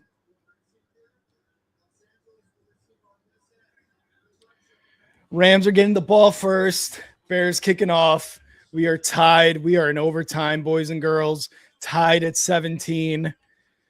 Oh, my God. Cardiac Bears has never been a more appropriate name for this freaking team this year. Wow. Oh my God. Oh my God. I've never been so nervous for a throw in my life. I'm not going to lie, when I was watching that play, because I muted the computer and I covered our screen so I could just enjoy one play without knowing what happens first. Yeah. And I saw him running backwards and I thought, oh shit. Rick is pissed. And then I saw the touchdown and I'm like, holy shit. Yeah. Oh like, my how does that God. happen? Like how I mean it looked like he just like threw it, like just fucking yeeted the ball. I had zero confidence that throw was gonna end up in the hands of a Bears receiver in the end zone. I thought it was just a chuck. I thought it was a chuck and pray. And instead, Cole Kmet is able to find some space and catch that. Wow. Whew. Oh my God. It's destiny. Broncos Bears Super Bowl. Oh, dude. Oh. This is insane. Everybody in the chat, I see all your chats. Hat, Richard, Lily, Ginger, KC, E-Dub.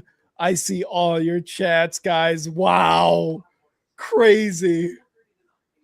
Oh, my God. Dude, now we need something here, guys. Bo just said the F word. I guess he was going for the Rams. Did he have a parlay on the Rams and the Patriots today? I think so. No, he had the under. Oh, that's why. That touchdown killed it. Oh, my God. Look at him. He literally ran 20 yards backwards, chucked it, and Kmet caught that. Oh, my God. Oh, and here's the kickoff by Santos. Oh, my God. Snap, kickoff. Fielded at the 1.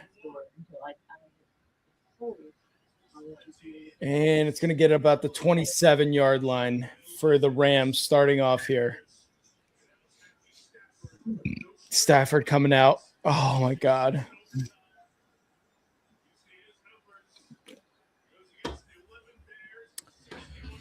Jesus Christ. Here we go, overtime. Yeah, because when you're playing in negative degree weather, you want extra time. Stafford under center. Takes a snap. Going to hand it off. First play of overtime. And Williams is going to get about 7 yards on that play for the run. Okay, come on, boys. Come on, defense.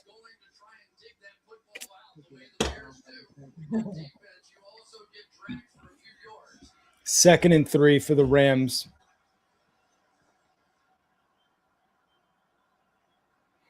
Kyron Williams alone back. 1 tight end.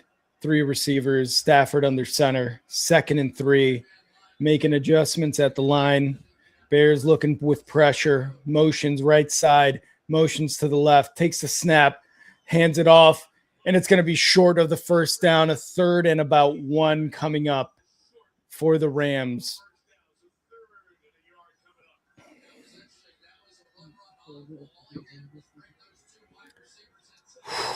Third and 1 for the Rams coming Big up. Stop. Yeah. Big stop. So much pressure on this 3rd down for the Rams because it's like you punt it, they just kick a field goal and they win. Corum in the backfield. Stafford under center. Motions. Takes a snap. Going to be a quick toss. Right side. Tackle him. Loss of down. Let's go. Loss of yards. It's going to be 4th and 4, baby. Let's go. I don't think the Rams can recover from that. Oh, my God. Good job, boys. not Should to have bring made up the a first tackle. sore subject or anything, but had we kicked those field goals earlier, we wouldn't even be in overtime. 100%. Could not agree more. Could not agree more right now.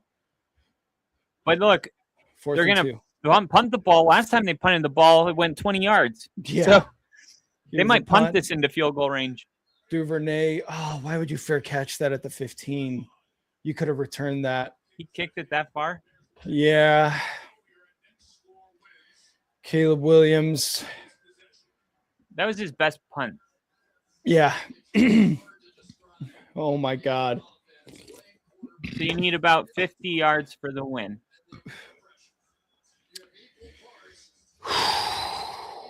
But remember, what just happened with the Rams, that's how our game went. We got a 3-and-out. Yeah. Bears got to capitalize here. Bears have to capitalize here. They got to get within field goal range. Motions under center. Caleb takes a snap, fakes the toss, rolling left, throws to Kmet. Kmet catches it, and it's a first down.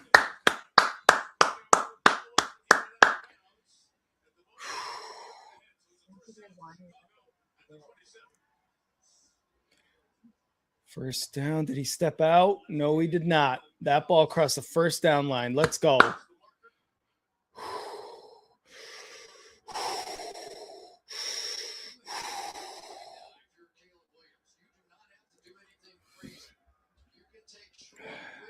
Yeah, Collinsworth is speaking facts right now. You don't got to do anything crazy right now.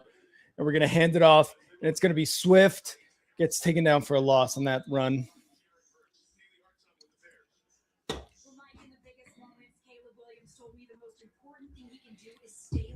Oh, man. Looks like 2nd and 13 about coming up.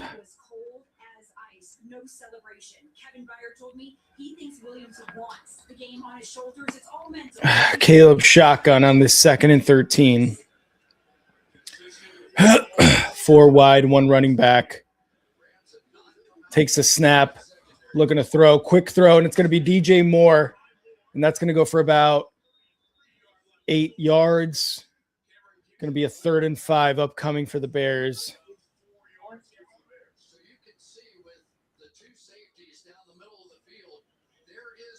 There we go.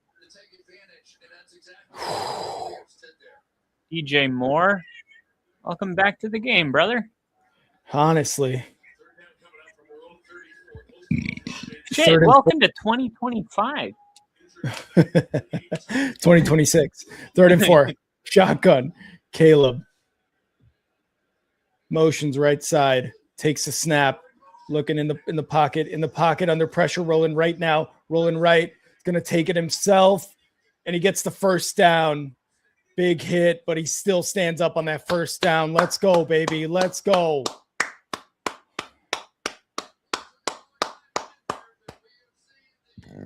Oh, my God. What a big first down that was. He got it. Yep. That was huge. Huge. As big as oh, your my dick. God. As big as your dick, Kyle. Huge. In the shotgun. Look at that.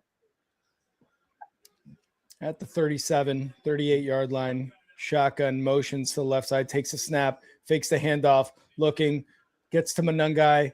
Dump off. It's got some room. And Manungai sheds a tackle and gets about 5 or 6 yards there. Good job, baby. Let's go. Keep it going.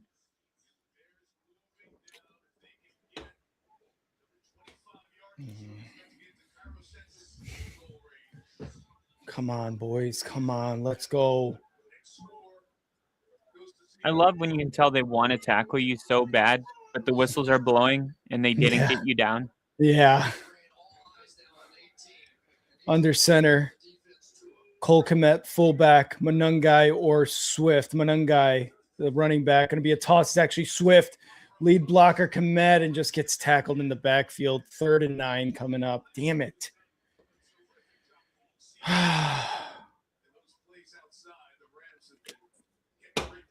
Caleb's legs. Caleb's legs.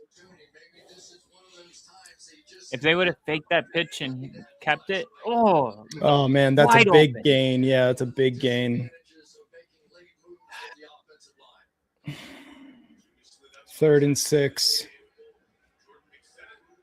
God, Shotgun. Left side loaded. 2 wide receivers on the right side. Motions to the right. Komet takes the snap. Caleb looking. Throws right. Caught. Komet just short of the first down. It's going to be a 4th and 1. Oh, my God. Go for it. what do you do?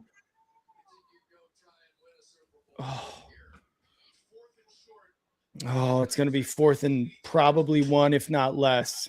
God, if he just sticks his arm out, puts Yeah. the ball in the other hand, and just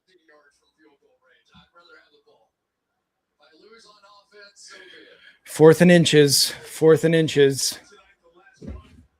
This could be the game here. Under center. Caleb, first down. Yes! At the 50. QB sneak. QB sneak. There we go. Oh, my God. Oh, and he bumps Komet into a block. Oh, my God. At the 50-yard line, Caleb with the clutchness. All 4 want to go up in the middle, take it and go left. Under center, Caleb. Snap, toss, right side. Manungai goes for about 3 yards. 2nd and 7. Oh, my God. Oh, my God, boys. Oh, my God.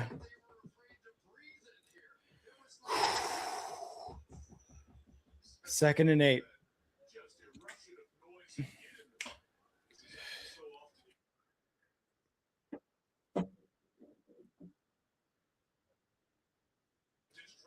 Under shotgun, Caleb trips left, empty backfield, takes a snap, in the pocket, looking, throws deep right side, intercepted.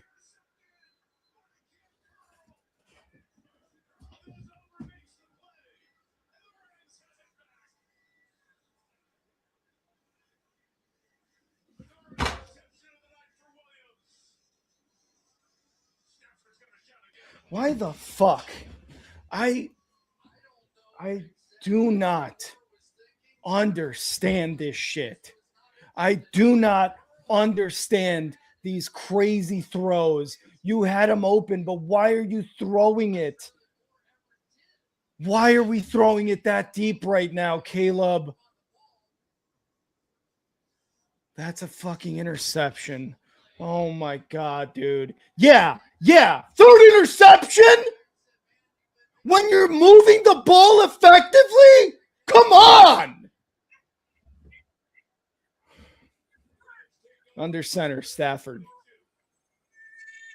Motions right side. Puka Nacua. End around.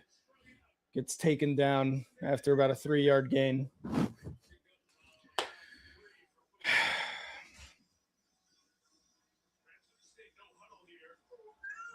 That's ridiculous. 2nd and 6. Shotgun Stafford. Snap. Looking in the pocket. Throws. Caught. First down. Easy first down. What are we doing? Guys?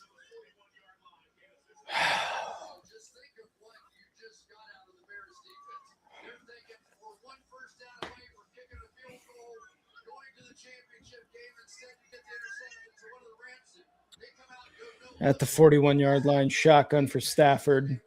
Takes a snap. A little bit of pressure. And that's a first down catch. I can't fucking believe that.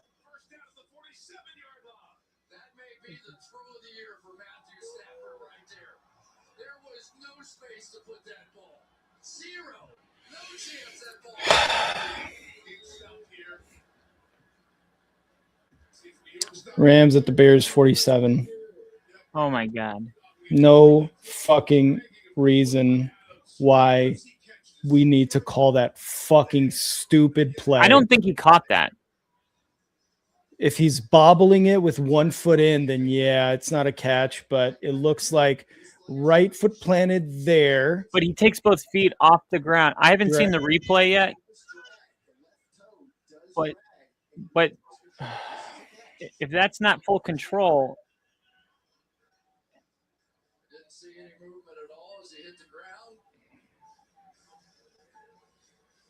yeah, I think he caught it. I'm seeing the replay. It was definitely worth stopping the game and looking at.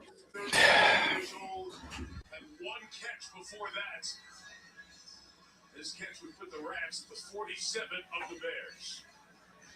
Isn't it amazing, though, veteran players? You okay? Why did we do that play on first down? Why?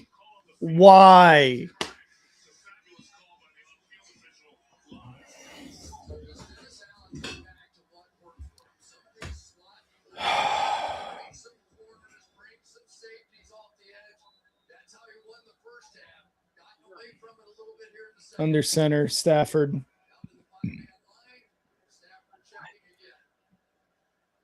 Motion.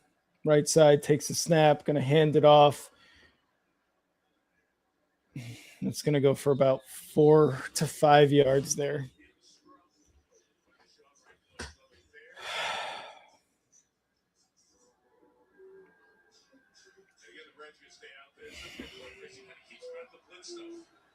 Second and 6. Stafford shotgun takes a snap. Looking, throws, and batted down. Thank God.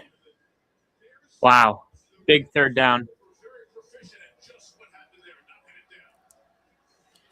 Grady Jarrett, offseason pickup from the Falcons with the bat down, it looks like. Oh, yeah. That's probably a completed pass. Does he not bat that down? 3rd and 6 at the 43-yard line of the Bears. Shotgun Stafford making some adjustments, and there's a timeout, Rams. Yeah, might as well if you're the Rams. I mean, shit, even the Bears. Somebody. Oh, man. The biggest play of the game for both teams. Might as well. I mean, if they convert, they're in that makeable range. If they don't, Bears are getting the ball back. I don't know if the Rams would consider picking up 3 or 4 yards and going for it. I think that may be the move. They don't pick up a first down here. I think they do attempt the field goal, although they are near midfield. So if they go for it, don't make it, gives the Bears favorable field position, just under 5 minutes left. Shotgun for Stafford, making some adjustments, trips right. Stafford, snap, looking, quick throw, first down.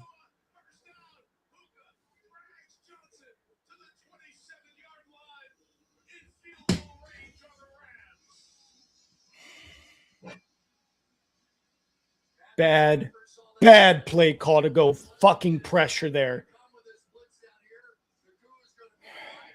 You're going to get a guy off Nakua wide open with 6 yards left to pressure Stafford, a fucking 15-year veteran. You don't think he knows this dumb shit? Come on, Dennis Allen.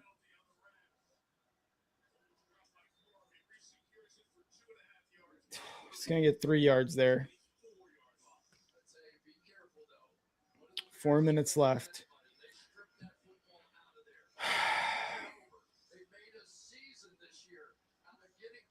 Why did we throw it deep on that play? Why?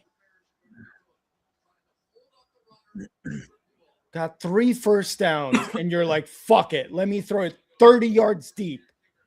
God, that's such a stupid fucking play. Shotgun, Stafford takes a snap, going to hand it off, and there's a timeout, I guess, taken before the play. And that was on the Rams.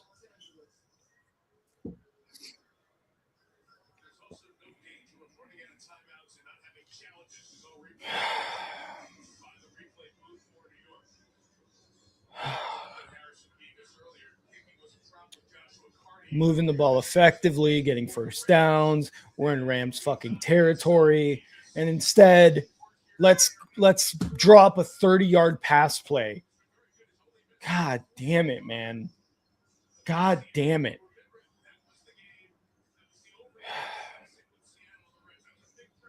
Second and 7. Stafford, shotgun. We're just going to run it here.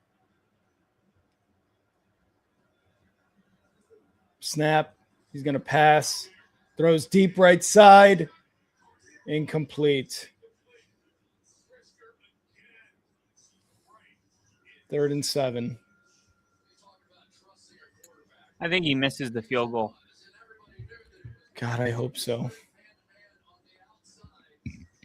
Yeah, that's pass interference that wasn't called on Brisker.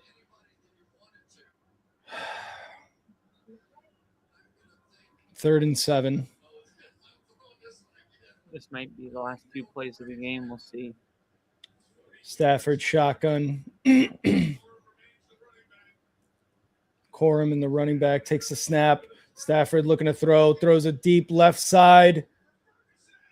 Incomplete. Oh, my God.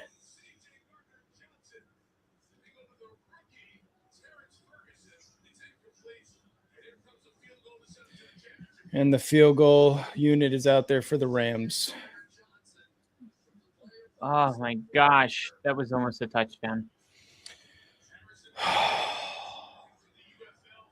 Nevis, the kicker for the Rams, 42-yard attempt here.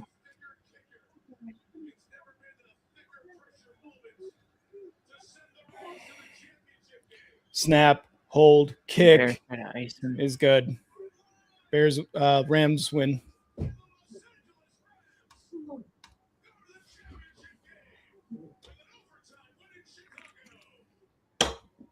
Rams win in OT. Stupid fucking play calling in overtime. Not even all of overtime. That fucking throw was the dumbest fucking play call. You're moving the ball. You moved from the 15 fucking yard line all the way to midfield into Rams territory, and you said, let me throw a 30-yard out. God, so fucking stupid. You fucking idiots. Get in a field goal range for Cairo and win it. Instead, let's throw a 30-yard pass. Dumb. After that fucking crazy throw to Kmet in the end zone, you throw your 3rd interception after moving the ball 35 yards. God fucking damn it, man. Yeah, big interception, unnecessary, stupid interception. Bears fucking lose 20-17 because of dumb shit. Jeez. I mean, you guys had it. You're 15 stupid. yards away.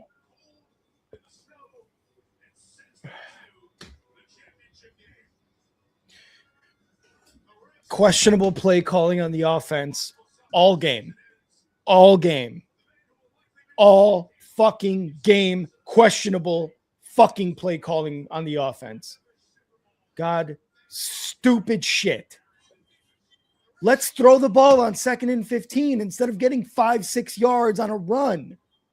Let's not run on 1st and 2nd down for 3 straight drives. Let's count on the defense for 2 whole quarters while not scoring any points on offense. Let's not kick the field goal on our first drive.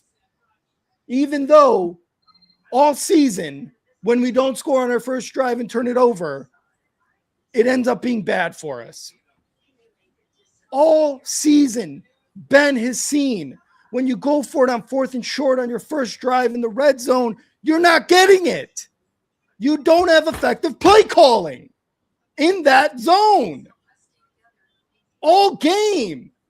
2.5 fucking quarters without running the ball on 1st and 2nd down. God damn it. Little basic shit like that wins you this game. The defense played their ass off, and you couldn't call an effective first and second down offense. I'm pissed. That game should have been the Bears. That should have been a Bears win in regulation. Yeah. I think that's the most frustrating part for, every Bears fan out there is like, it would have been one thing if you got in this game and it's like, look, the Rams are just on another level. Like what happened to the 49ers? It's like, where do you even start? But this was a game that it really felt like the Bears could have won it. I mean, they could have won it so many different ways. I mean, there's so many things you can go back and look at and say, man, if just this one or two things that are self-inflicted. Yep. I'm not even talking about things that the Rams caused. And that's just the worst way to lose. Like, it's almost better to just get blown out. Yeah, Super Bowl 48, 43-8. Whatever. I don't even know what to say. Like, we fucking suck. But it's different when you're. I mean, you need 15 yards to get in field goal range, and you got Caleb. I hope Ben and Caleb replay this all offseason and realize that you should be running the fucking ball first and second down. All season, we had running backs that totaled 1,800 yards rushing and 14 touchdowns. You get into the divisional round at home, second and third quarters, you abandon the run in early downs. Why? For tricky, dumb shit? End around plays? Fucking wide receiver screens that don't do anything?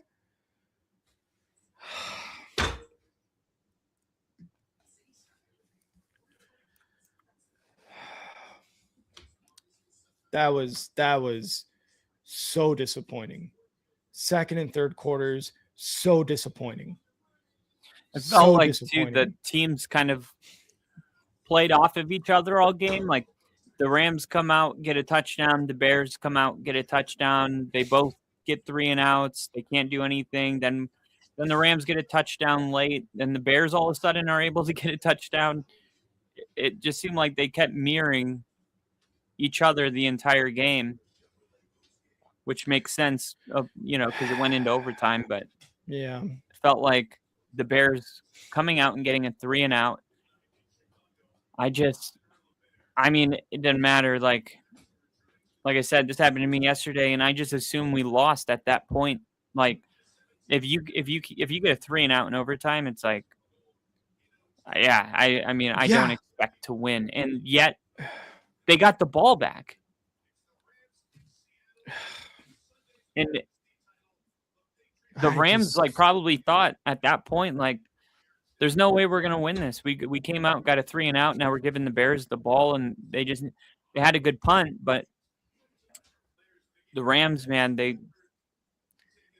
took advantage of every opportunity.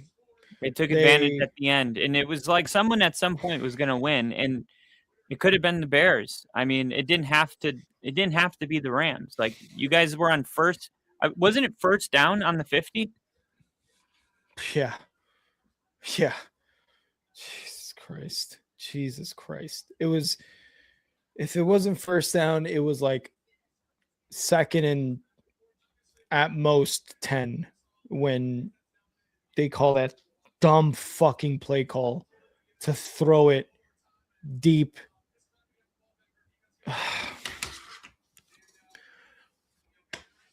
Good. Now Ben Johnson knows to not do dumb fucking shit. God, so stupid. I'm going to be repeating the same thing, but I know. It's like, what can you say?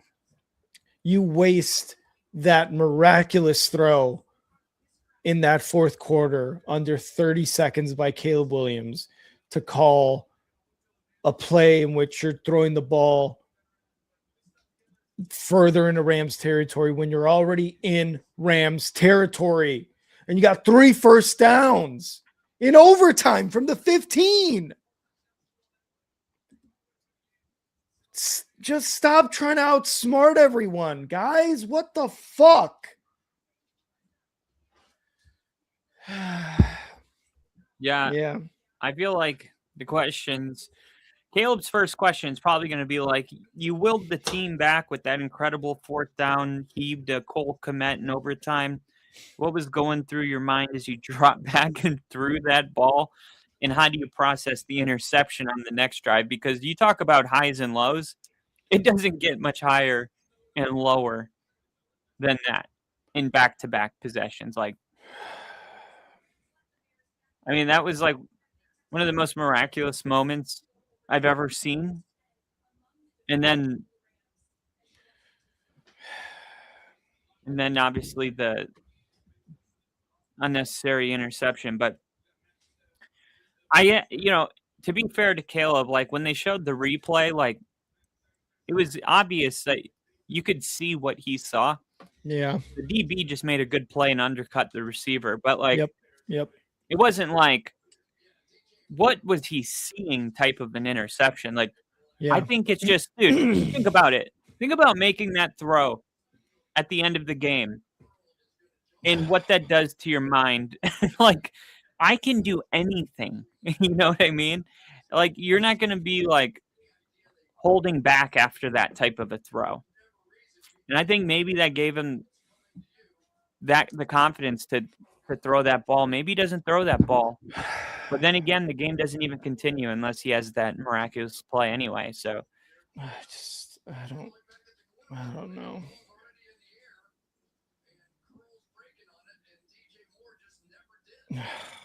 As far as like gut punch type of games, like where does this one like rank for like all time for Bears like moments? Is this like not as bad as some of the others?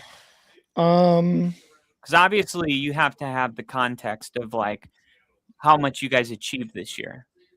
I know it's not important now because you should have won this game, but I think it's still there in the background.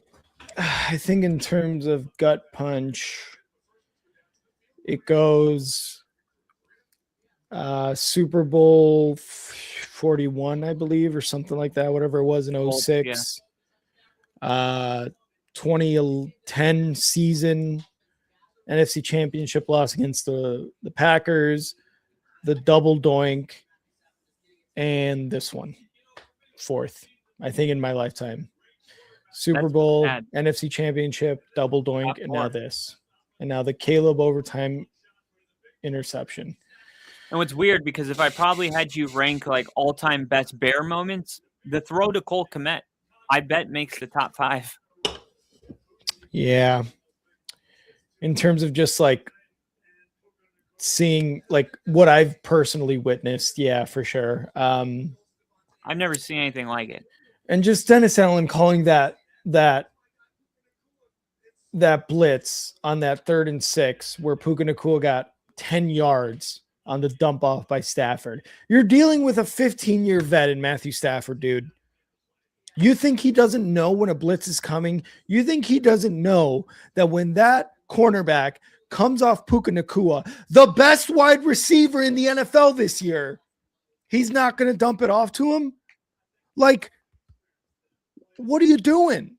You're calling a blitz when never this entire season has a blitz worked. Like, very rarely has a blitz where you bring in 8 guys worked for you. Some of the decisions by the coaching staff today were the worst I've ever seen. Ben Johnson's going to be our coach for a long time based off this season, unless he completely falls off a cliff in terms of being a coach. And yes, the Bears had a very successful season, NFC North champions, wild card round win against the Packers, and hosting a second playoff game. But wow, this game, you just shit the bed. You just absolutely shit the bed.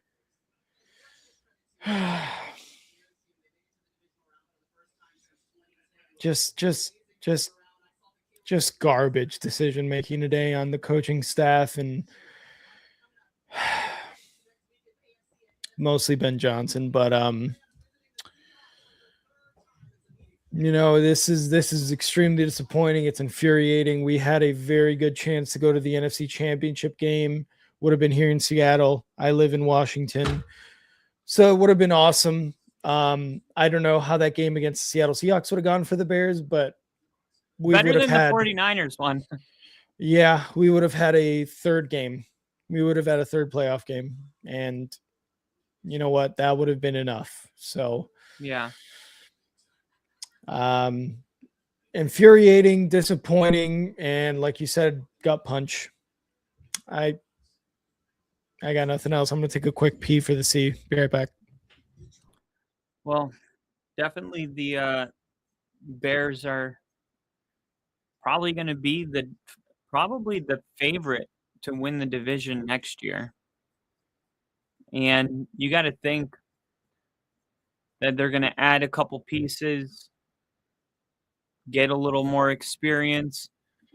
Sometimes just getting the experience in the postseason goes a long way. But super unfortunate for Rick. It really did feel like the Bears were going to win that there at the end.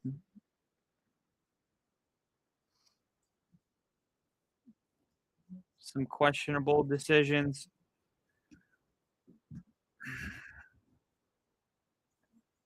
Let's see if we can pull up the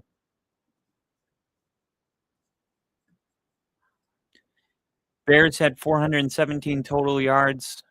Rams had 340. They had more passing yards. They had 160 rushing yards.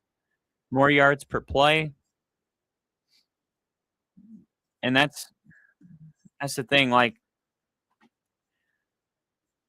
the Bears in this game dominated the Rams offensively. I mean, the Bears have more total yards. The Bears have more passing yards. The Bears have more rushing yards, 160 rushing yards. The Bears have more yards per play. They had more first downs. They had more three. So, when we talk about taking advantage of all these scoring opportunities, we can't have 417 total yards and only 17 points. Just can't happen. You can't have more yards passing and rushing and yards per play than the Rams and have less points. This is going to be extreme loser talk and copium, but the Rams weren't the better team tonight. They weren't. You said it during the game, but the Bears shot themselves in the foot. God, I don't know, 10, 12 times in the double digits we're talking. I just can't believe that. And that's loser talk. I know it's copium. It is what it is, but the Rams weren't the better team tonight. So, well, I mean, that's just the way it is. Like that's what makes it frustrating is like, yep. That's what I was saying in the beginning is like, it's one thing when you just get beat because they're a better team and it's like, all right, back to the drawing board. We got to get back in the draft, free agent, maybe make some coaching staff. But no, like, that's not what this was. Nope. This was just the Bears not making the most out of their opportunities. Can't have 3 interceptions. I mean, the fact of the matter is, you guys got all these stats that were better than the Rams. But if only one you showed me was 3 interceptions to 0 for Stafford, I would have told you who won. It wouldn't have been Very difficult because that's the way the postseason is. You look at the turnover margin. If somebody's -3, they lose 99% of their games. And there's all these games where they almost put off. Like Buffalo almost did it yesterday. The Bears, almost pulled it off today, but it seems like it's almost like that. Like, oh, it's either a blowout or they almost did, but it just never quite, because at the end of the day, when you add it all up, it doesn't equal enough when you make that much mistakes. Yeah, I got nothing. That was a rough loss. I'm sorry, but I gotta get out of here, Kyle. I felt that. Yeah. That's how I felt after the Bo Nix news. I turned the second stream off. I couldn't do it. Yeah. So I was just like 49ers game, saw the news and tried to talk about it. And I was like, I'm not in it right now. I'm going to head out too. I'm going to let Mary take a shower and take Bo for a little bit, but sorry, brother. Yeah. I'm going to head out. Kyle, if you could I got close it you. out, that'd be great. All right. See you. All right. Well, thank you to everybody that was in here today. Unfortunately, didn't go Rick's way, but they're probably going to be the 1 seed next year. So definitely something to look forward to, but definitely not tonight. But thanks everybody for being in here. Me and Rick are going to have episodes this week doing, predictions as the postseason continues, but we'll give Rick a little bit to lick his wounds. This one hurts, and he's really that's the good and the bad, when your team makes it this far. The good thing is that you don't have to stress out. No matter who wins, you can talk about it. The bad news is you're so emotionally invested in the team that it's like, how do you even keep up the personality required to do a podcast when you're just devastated? I mean, it's just nearly impossible. So I will be doing some stuff this week as well, talking about the matchups. So thank you guys from the bottom of my heart for being in here. I'll see you guys on the next stream. Long live Bill, Ginger, Edub, Crafty, Lily, all of you guys, Casey, you know who you are. We love you guys, and we'll see you soon. Take it easy.